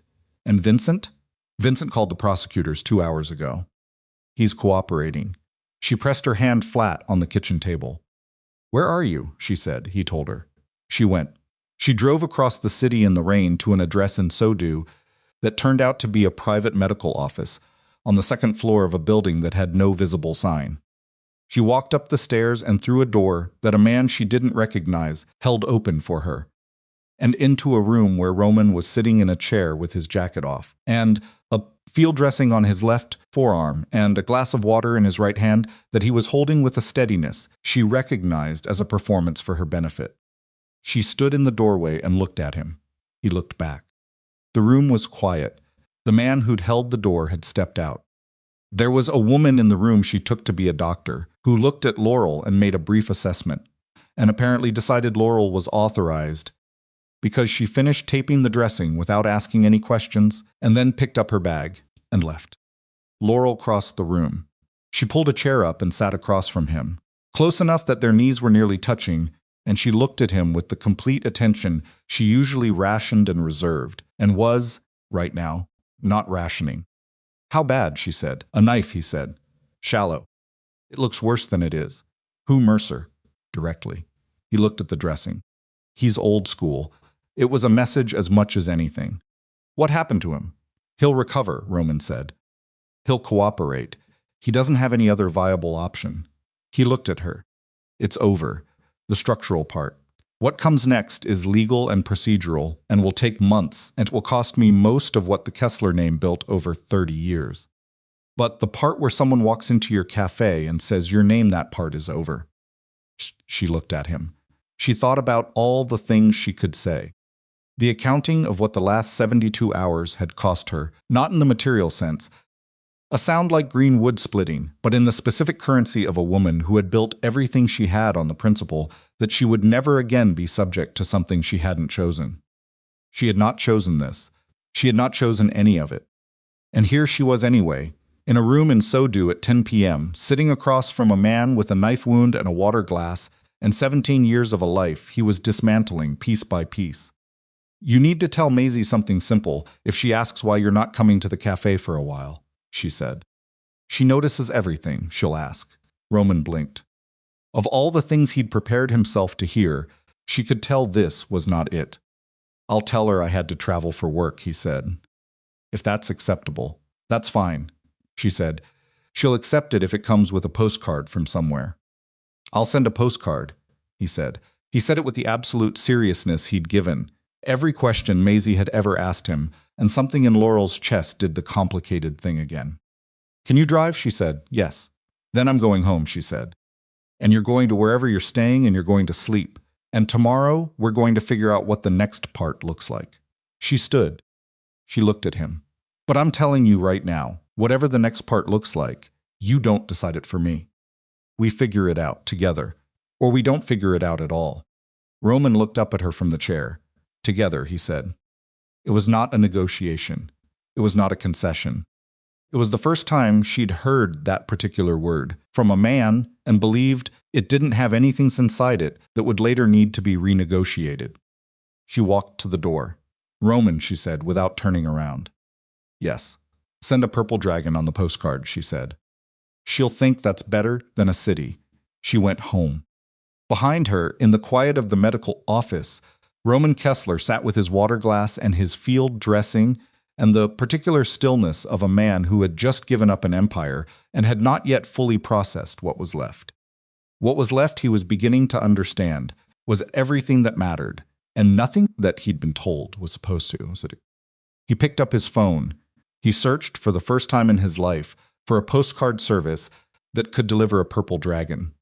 Postcard arrived on a Thursday. Maisie found it in the mail slot before Laurel was fully awake, which meant she'd been standing on the step stool in the entryway, going through the mail herself, which was something Laurel had told her approximately 40 times not to do. Came into the kitchen, holding it above her head like a flag. It's a dragon, Maisie announced. A purple one, and it's flying over a mountain. Laurel took the card, turned it over.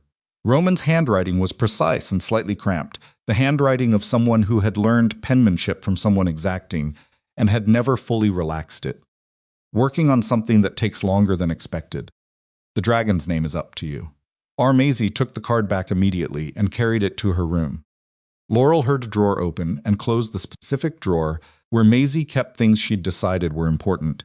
Alongside a marble she'd found on the sidewalk, a movie ticket stub from a film she'd seen with Donna, and a photograph of her grandmother from a box Laurel had left accessible on purpose. Laurel made coffee and stood at the kitchen window and looked at the rain. That had been 3 weeks ago. In those 3 weeks, Roman had called every other day, not long calls, not elaborate check-ins, but brief and direct in the way he did everything, confirming what was moving and what wasn't, giving her information she hadn't asked for, but alternative he was providing, because the alternative was her, not knowing, which had also cost them both something they couldn't entirely name. The legal process was moving. The federal arrangement had been formalized. Roman's attorneys were managing the asset transfer, the legitimate holdings being restructured into independent corporate entities that would continue to operate and employ the 300 people who had nothing to do with anything criminal. The maritime division was being sold to a group of institutional investors who had been waiting, apparently for years. The real estate portfolio was being liquidated in tranches over 18 months. What Roman would be left with personally, he'd told her in the flat, factual way he told her things, was significant, but not what it had been. He seemed untroubled by this in a way she found she believed.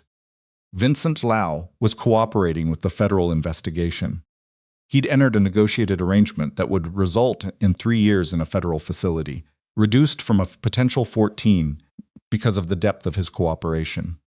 Roman had told her this without apparent satisfaction or guilt, and she'd asked him how he felt about it, and he'd been quiet for a moment before saying, complicated.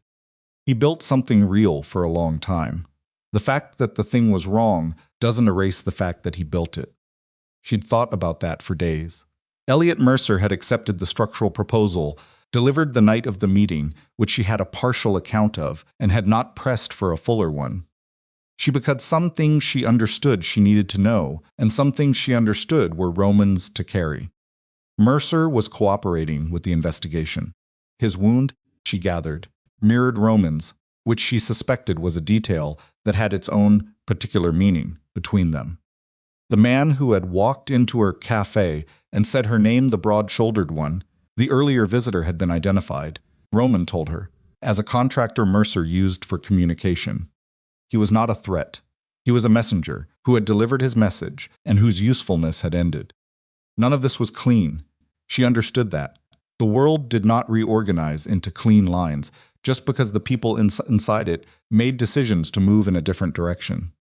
Roman had been part of something for 17 years that had damaged things she would never fully know about, and the fact that he was dismantling it now, at significant personal cost, was a real thing but did not erase the 17 years. She held both of those facts at the same time without resolving them, because she was not a person who required resolution in order to move. She went to the cafe. She worked. She served the construction crew and the dental office women and the crossword man and the rotating cast of Capitol Hill regulars who had become, over 2.5 years, the texture of her days. She did not tell anyone what had happened. Not Jess, not Donna, not her mother, who called every Sunday and asked how the cafe was going with the specific verbal posture of someone who was really asking, "Are you okay, and is Maisie okay, and are you managing everything?" She said the cafe was good. She said the burr set had arrived, and the grinder sounded right again. She said Maisie was reading chapter books now, which was true, and had strong opinions about which chapter books were worth her time, which was also true and had resulted in 2 returns to the library under protest. Her mother said, "You sound tired." "I'm always tired," Laurel said. "Different tired," her mother said. Her mother was 71 and had raised Laurel's own for the last 11 years of her childhood after Laurel's father had a second-act crisis and relocated to another state, and there was very little her mother missed in the specific category of a woman managing more than she's saying. "I'm fine, Mom," she said, a pause. "Is it a person?" "I'm fine," Laurel said again. Her mother let it go. But the silence before she let it go had a shape that said, "I know it's a person. I'm giving you room." Tristan came in twice that month. Both times he ordered coffee and paid, and didn't stay longer than it took to drink it. The second time, he asked quietly, without the wounded edge he'd carried in earlier visits, whether she'd thought any more about what a supervised meeting might look like. She had thought about it. She'd thought about it the way she thought about difficult problems, structurally, not emotionally.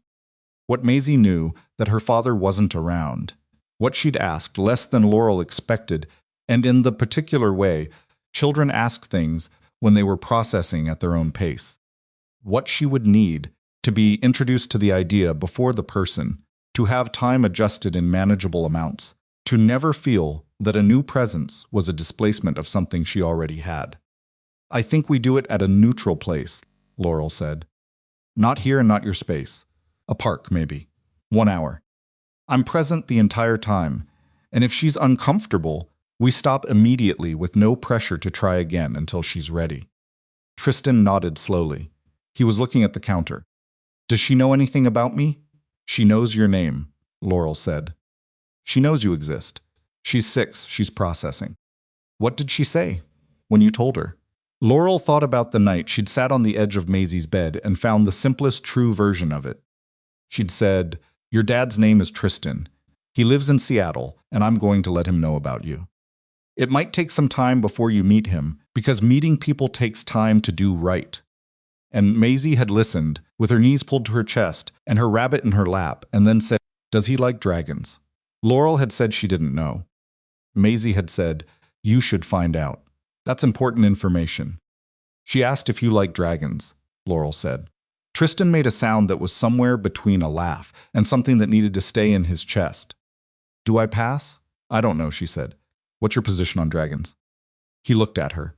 Something moved across his face, not the complicated grief she'd seen before, but something more specific and more useful. "I'm open to them," he said. "I'm very open to them." "I'll let her know," Laurel said. He finished his coffee. He left. She stood at the counter for a moment after the door closed and thought about the 6-year-old in the drawer-keeping phase of her life, cataloging things that mattered next to a marble and a movie stub and a photograph. She thought about what it cost a person to become someone's father, after the fact, not the dramatic cost, not the obvious one, but the daily incremental cost of showing up, when showing up was the only currency that counted. She thought, maybe he can pay it. She didn't know. But maybe. Roman came back on a Tuesday. She knew he was coming. He'd called the night before, brief and direct as always. "I'll be in Seattle tomorrow. I'd like to come in at 7:45 if that's all right." She'd said yes. She'd hung up and stood in her kitchen and felt her pulse do something she refused to examine too closely. She was behind the counter at 7:40 when he came through the door. He looked different. Not dramatically. He was wearing the same quality of dark clothing, carrying the same phone-folded newspaper, moving with the same economy she'd cataloged over 6 months. But something in the surface of him had changed. The particular pressure she'd always felt behind his containment. The thing she'd identified early on as the invisible weight of a structure being perpetually managed that was less present. He looked, she thought, like someone who had set something down that had been very heavy and was still getting used to the new sensation of his own hands. He reached the counter. She had the Americano ready. Triple shot, no sugar. He took it, he looked at her. "Hi," he said.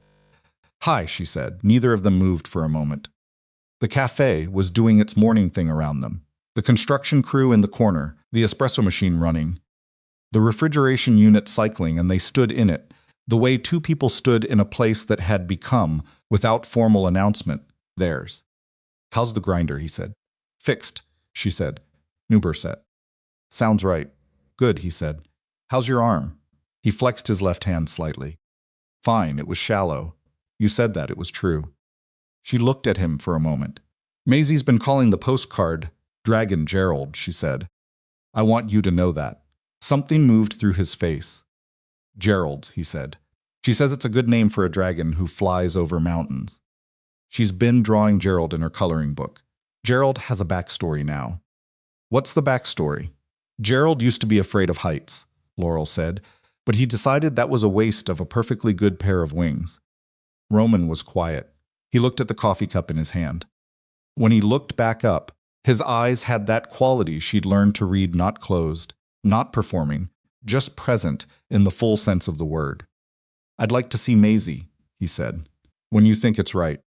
"Saturday," she said. "She's coming in for an hour in the morning." "I do that sometimes when I have a shorter shift." She colors. "You can come." "All right," he said. He went to his corner table. He sat down. He opened his newspaper. The morning settled into its rhythm. Jess arrived at 7:50 and started prepping the pastry case and glanced at the corner table and glanced back at Laurel with an expression that asked approximately 14 questions simultaneously. Laurel gave her a look that answered none of them, and Jess, who was 24 and perceptive and had the good sense to know which questions were hers to ask, went back to the pastry case without saying anything. At 8:30, during the thin moment between early rush and the mid-morning wave, Roman came to the counter for a refill. She poured it. He didn't immediately step back. "I need to tell you something," he said. "All right," she said. "The maritime sale completed yesterday. The real estate disposition is on schedule. The federal arrangement is formalized." He paused. "What I have left is a private investment portfolio and a consulting arrangement with two of the former legitimate holdings. He stopped. "I'm not Kessler Maritime anymore. I'm not the syndicate. I'm not the thing that the room shifted around." She looked at him. "I'm Roman," he said. "I don't know exactly what that means yet in terms of the day-to-day. But I wanted you to know what it doesn't mean anymore." She was quiet for a moment. "Do you know what you want?" she asked. "Yes," he said. "Tell me," she said. "This," he said. He didn't gesture broadly. He didn't perform it. He said it looking directly at her, at the counter between them. At the café and its morning noise, and the crossword man settling into his chair, and Jess arranging the pastry case, and all of it. This specific thing, whatever it becomes. She looked at him for a long moment. "I'm not a reward," she said, "for dismantling something. I need you to know that I understand what you did, and I understand what it cost, and I'm not confused about whether it was the right thing. It was, but it wasn't a transaction, I know," he said. "You didn't do it to get me. You did it because it was what you needed to do." "Yes," he said. "Those two things happened to point in the same direction." "But yes." She nodded. She picked up the coffee carafe and topped off the cup she'd already filled, which was an automatic gesture that communicated more than she intended. His mouth moved slightly. "Saturday," she said. 7:45. "Gerald's creator will be on the high stool." He went back to his table. She went back to work. Saturday arrived with the specific quality of Seattle mornings in late spring, when the rain took a temporary position of restraint and the light came through at an angle that made ordinary things look like they were being considered seriously. Laurel opened at 6. By 7:30, she had the cafe to herself, and Maisie, who was on the high stool with the coloring book open to a fresh page, working with the focused intensity of someone on deadline.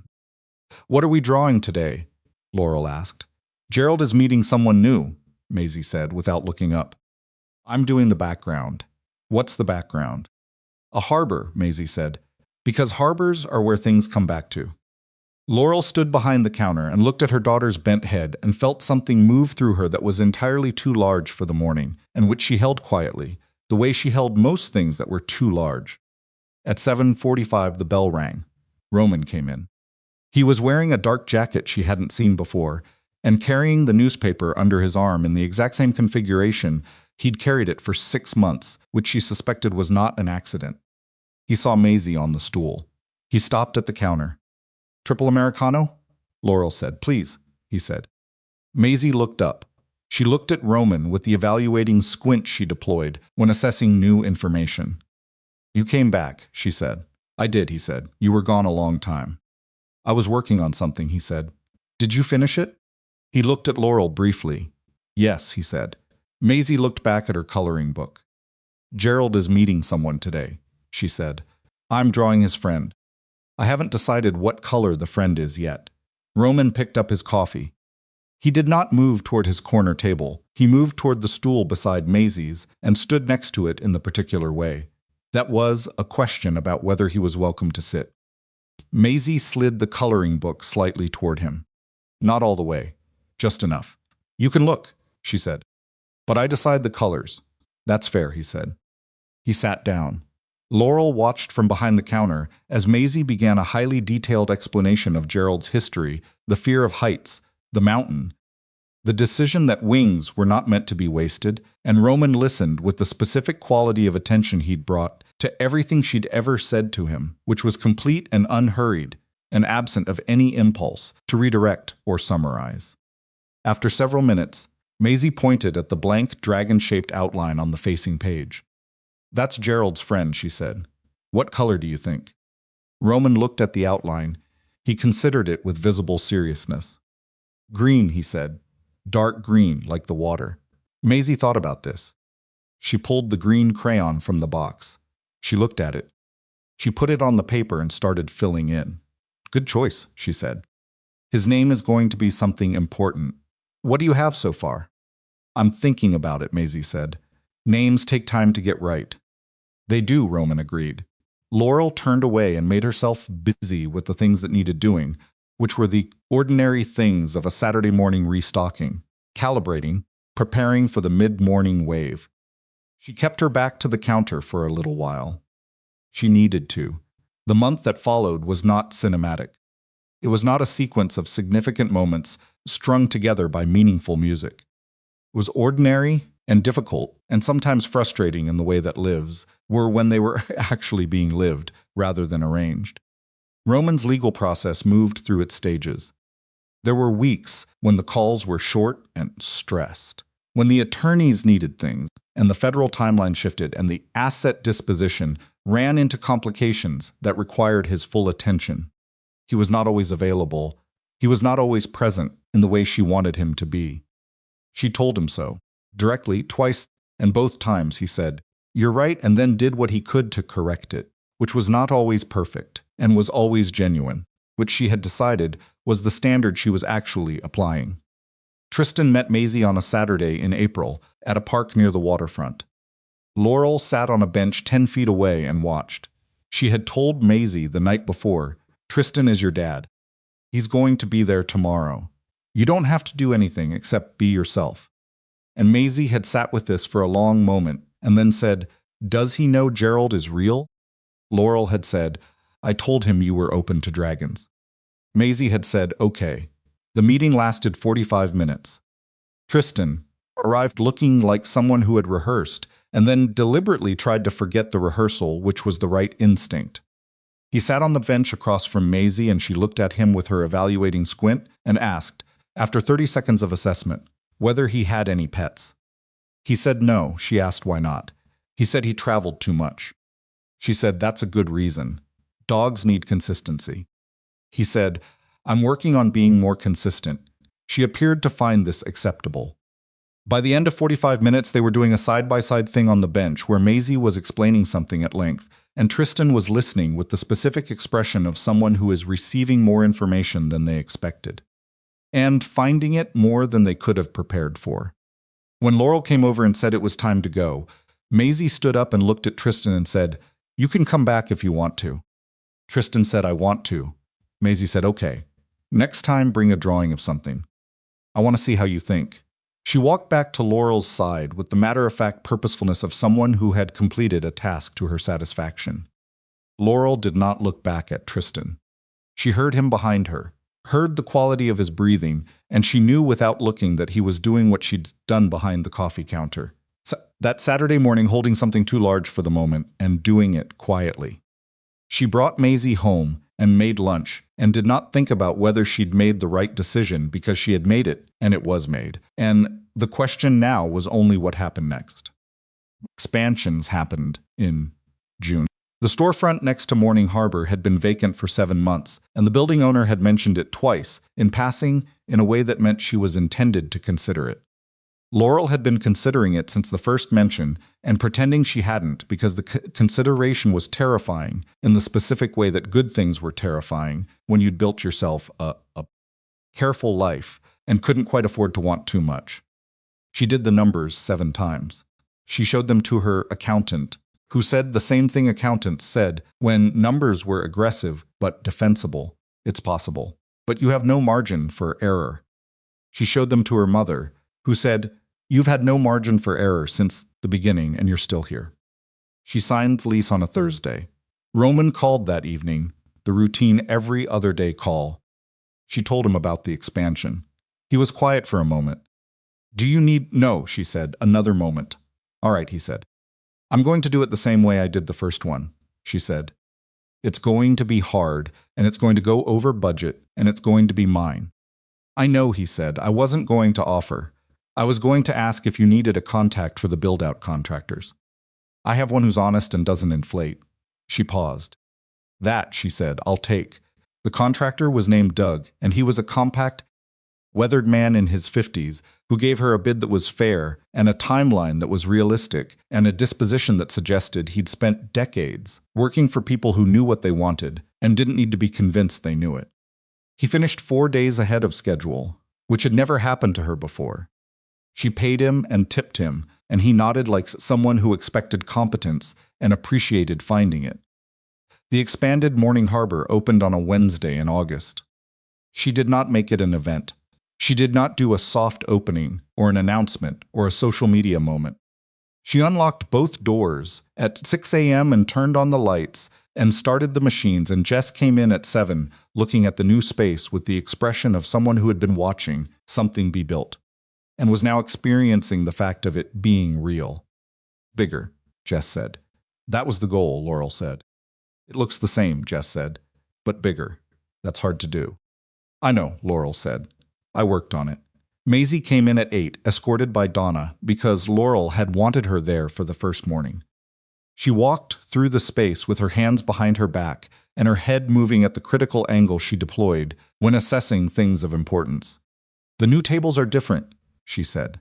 Slightly, Laurel said. I like them, Maisie said, but the corner table should stay the same. Laurel looked at the corner table, Roman's table, the one she'd never reupholstered or repositioned or moved, despite 2 years of changes to the rest of the space, because she'd told herself it was just a table in a good spot, and not because she was leaving it where it was. Corner table stays the same, she said. Maisie approved. She climbed the high stool and opened the coloring book to the current page, which was a detailed scene featuring Gerald and his dark green friend engaged in some kind of mountain negotiation that Laurel hadn't been fully briefed on. Roman arrived at 7:45. He came through the door and stopped. He looked at the expanded space, the new tables, the additional counter seating, the window along the new section that she'd fought the building owner for and won. He looked at it the way he looked at things he wanted to fully understand before he said anything about them. He came to the counter. You did it, he said. I did it, she said. The window along the new side is. 3 weeks of negotiation, she said. Worth it, he said. She made his Americano. He took it. Something had... He started to move toward the corner table, and then he stopped, because Maisie had looked up from the coloring book and was looking at him with the particular expression that indicated she had something to say. Gerald's friend needs a name today, she said. I've been waiting. Roman came to the counter. He set his coffee down and looked at the dark green dragon on the page, who was mid-negotiation with Gerald over a mountain that appeared to have been contested for some time. What kind of name? He said. Something that means he stayed, Maisie said. When things were hard, he's the kind of dragon who stayed. Roman was quiet for a moment. Laurel stood behind the counter with her hands on the espresso machine and her pulse doing the thing she'd stopped pretending not to notice. Marcus, Roman said. It means hammer, but it used to mean something older. It meant someone who held the line. Maisie said the name under her breath. Testing it. She looked at the dragon. She looked at Roman. Marcus, she said. Yes, that's right. She wrote it in careful block letters at the bottom of the page, sounding each letter out as she went. Roman picked up his coffee. He looked at Laurel. Something moved between them, across the counter, not spoken, not performed. A sound like green wood splitting, the particular communication of two people who had been through something that didn't have an easy name and were standing on the other side of it and finding, somewhat to their mutual surprise, that they were both still standing. She reached across the counter. Not for his hand, that was not the gesture. She set a small folded piece of paper beside his coffee cup. He looked at it. He looked at her. Open it later, she said. He put it in his jacket pocket. He went to his corner table. He opened his newspaper. The morning moved forward. The crossword man came in at 8:15 and settled into his chair, and Laurel brought him his black coffee without being asked. And he said thank you the way he always said it, not as a transaction, but as a genuine accounting, which was something she'd noticed early and had never stopped appreciating. The construction crew came and went. The dental office women debated the new seating options and decided they approved. A sound like greenwood splitting. Two people she'd never seen before came in because they'd seen the new sign and stayed for an hour, which meant they might become regulars, which meant the expansion was already doing what it was supposed to do. At 10:30, during the quiet between rushes, Laurel stood at the window along the new section, the one she'd fought for, and looked out at the street. The rain had started again, the light variety that didn't quite justify an umbrella. A woman walked by with a stroller. A man on a bicycle slowed for the crosswalk. The ordinary persistence of the city doing its ordinary thing. She thought about her grandmother, who had died before Maisie was born and who had therefore never known her, which was one of the real losses in Laurel's life, the kind she didn't talk about because there was no corrective available. She thought about everyone needs one safe place before facing the world. She thought about what it had cost to build one from a position of absolute zero, and what it had cost to protect it, and what it was costing now, not in money or danger, but in the daily specific courage of letting things in that could damage it. She thought, it is still mine. Everything she'd let in, and everything she'd fought for, and everything she was still building, none of it had taken the café from her. It was still exactly what she'd made it. That was not nothing. That was, in fact, the whole thing. She went back to work. At noon, she texted Tristan next Saturday. Same park. Bring a drawing, he responded in less than a minute. I'll be there. She put her phone in her apron pocket. At closing time, she counted the till. The first day numbers in the expansion section were what she'd projected and slightly better, which was the best kind of slightly. She locked the front, wiped down the machines, turned off the ambient lights, and left the working lights on in the back, the way she always did. She sat at the corner table. She'd never done that before, not with intention. She'd sat there the night she'd asked him to leave so she could think, and that had been necessity. This was different. She sat in the chair he'd been sitting in for 6 months, and she looked at the café from his angle, the counter, the door, the bar. Maisie's high stool empty now, the window along the new section going dark with the evening coming on. She understood, sitting there, what he'd found in it. The specific piece of a place that required nothing of you except to be present. where the worst version of yourself had no power over anyone because nobody knew what the worst version was. Where the coffee was good and the light was warm, the person across the counters was loving proof that something could be built from nothing and stay standing. She sat there for a while. Then she picked up her jacket and her bag, and she locked up and walked home. On the kitchen table, where she'd left her personal mail, was a small package she hadn't opened yet. She opened it now. Inside was a card and a small framed thing. She turned it over. It was a pressed botanical print, mounted simply, the kind of thing you found in proper stationery shops. On the card, in the cramped, precise handwriting, for the new section. If you want it. She looked at the print. It was a harbor plant. Something that grew at the water's edge. She set it on the table. She thought about the note she'd given him that morning. She'd written it late the night before, when Maisie was asleep, sitting at the kitchen table where she made all her real decisions, and she'd written it in the deliberate way. She wrote things she actually meant. You asked me once what this place was. I told you what my grandmother said about safe places. That was true, but it wasn't complete. It was also the thing I built, so I could prove I didn't need to be rescued. I need you to know that's still true. And I need you to know that it doesn't prevent anything else from being true at the same time. L. She picked up the botanical print. She carried it to the cafe the next morning and hung it in the new section, on the wall beside the window she'd fought 3 weeks for. It was slightly off-center, which she susted twice and then left slightly off-center because perfect symmetry in a place built by imperfect hands was the wrong aesthetic. It looked right there. Roman came in at 7:45. He saw it. He stood still for a moment at the door. Then he came to the counter. She had his Americano ready.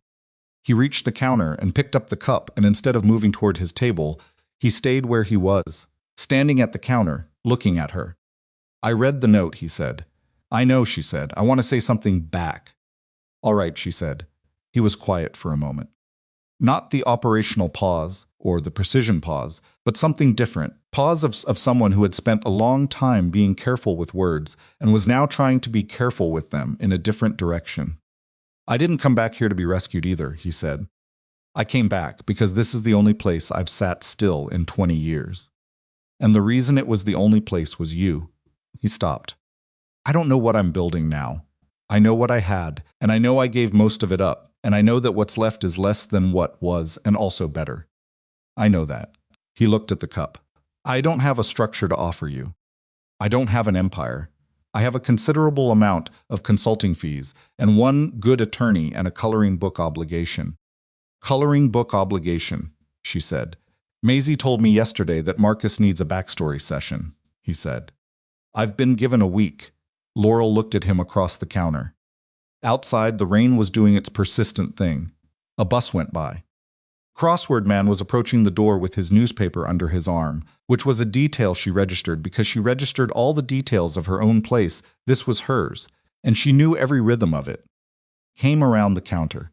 She didn't do it dramatically.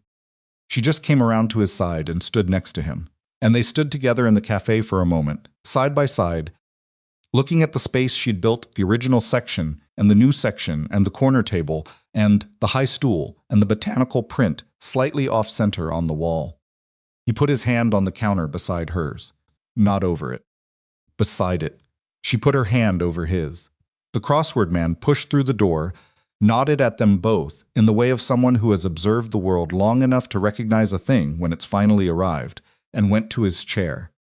Laurel went back behind the counter. She made his coffee. She brought it to him without being asked. He sat down. He opened his newspaper. Maisie came in at 8:15 with Donna, coloring book under her arm, dragon-related business to transact. She climbed the high stool. She opened to Marcus's page. She looked at Roman in his corner. Backstory session, she announced.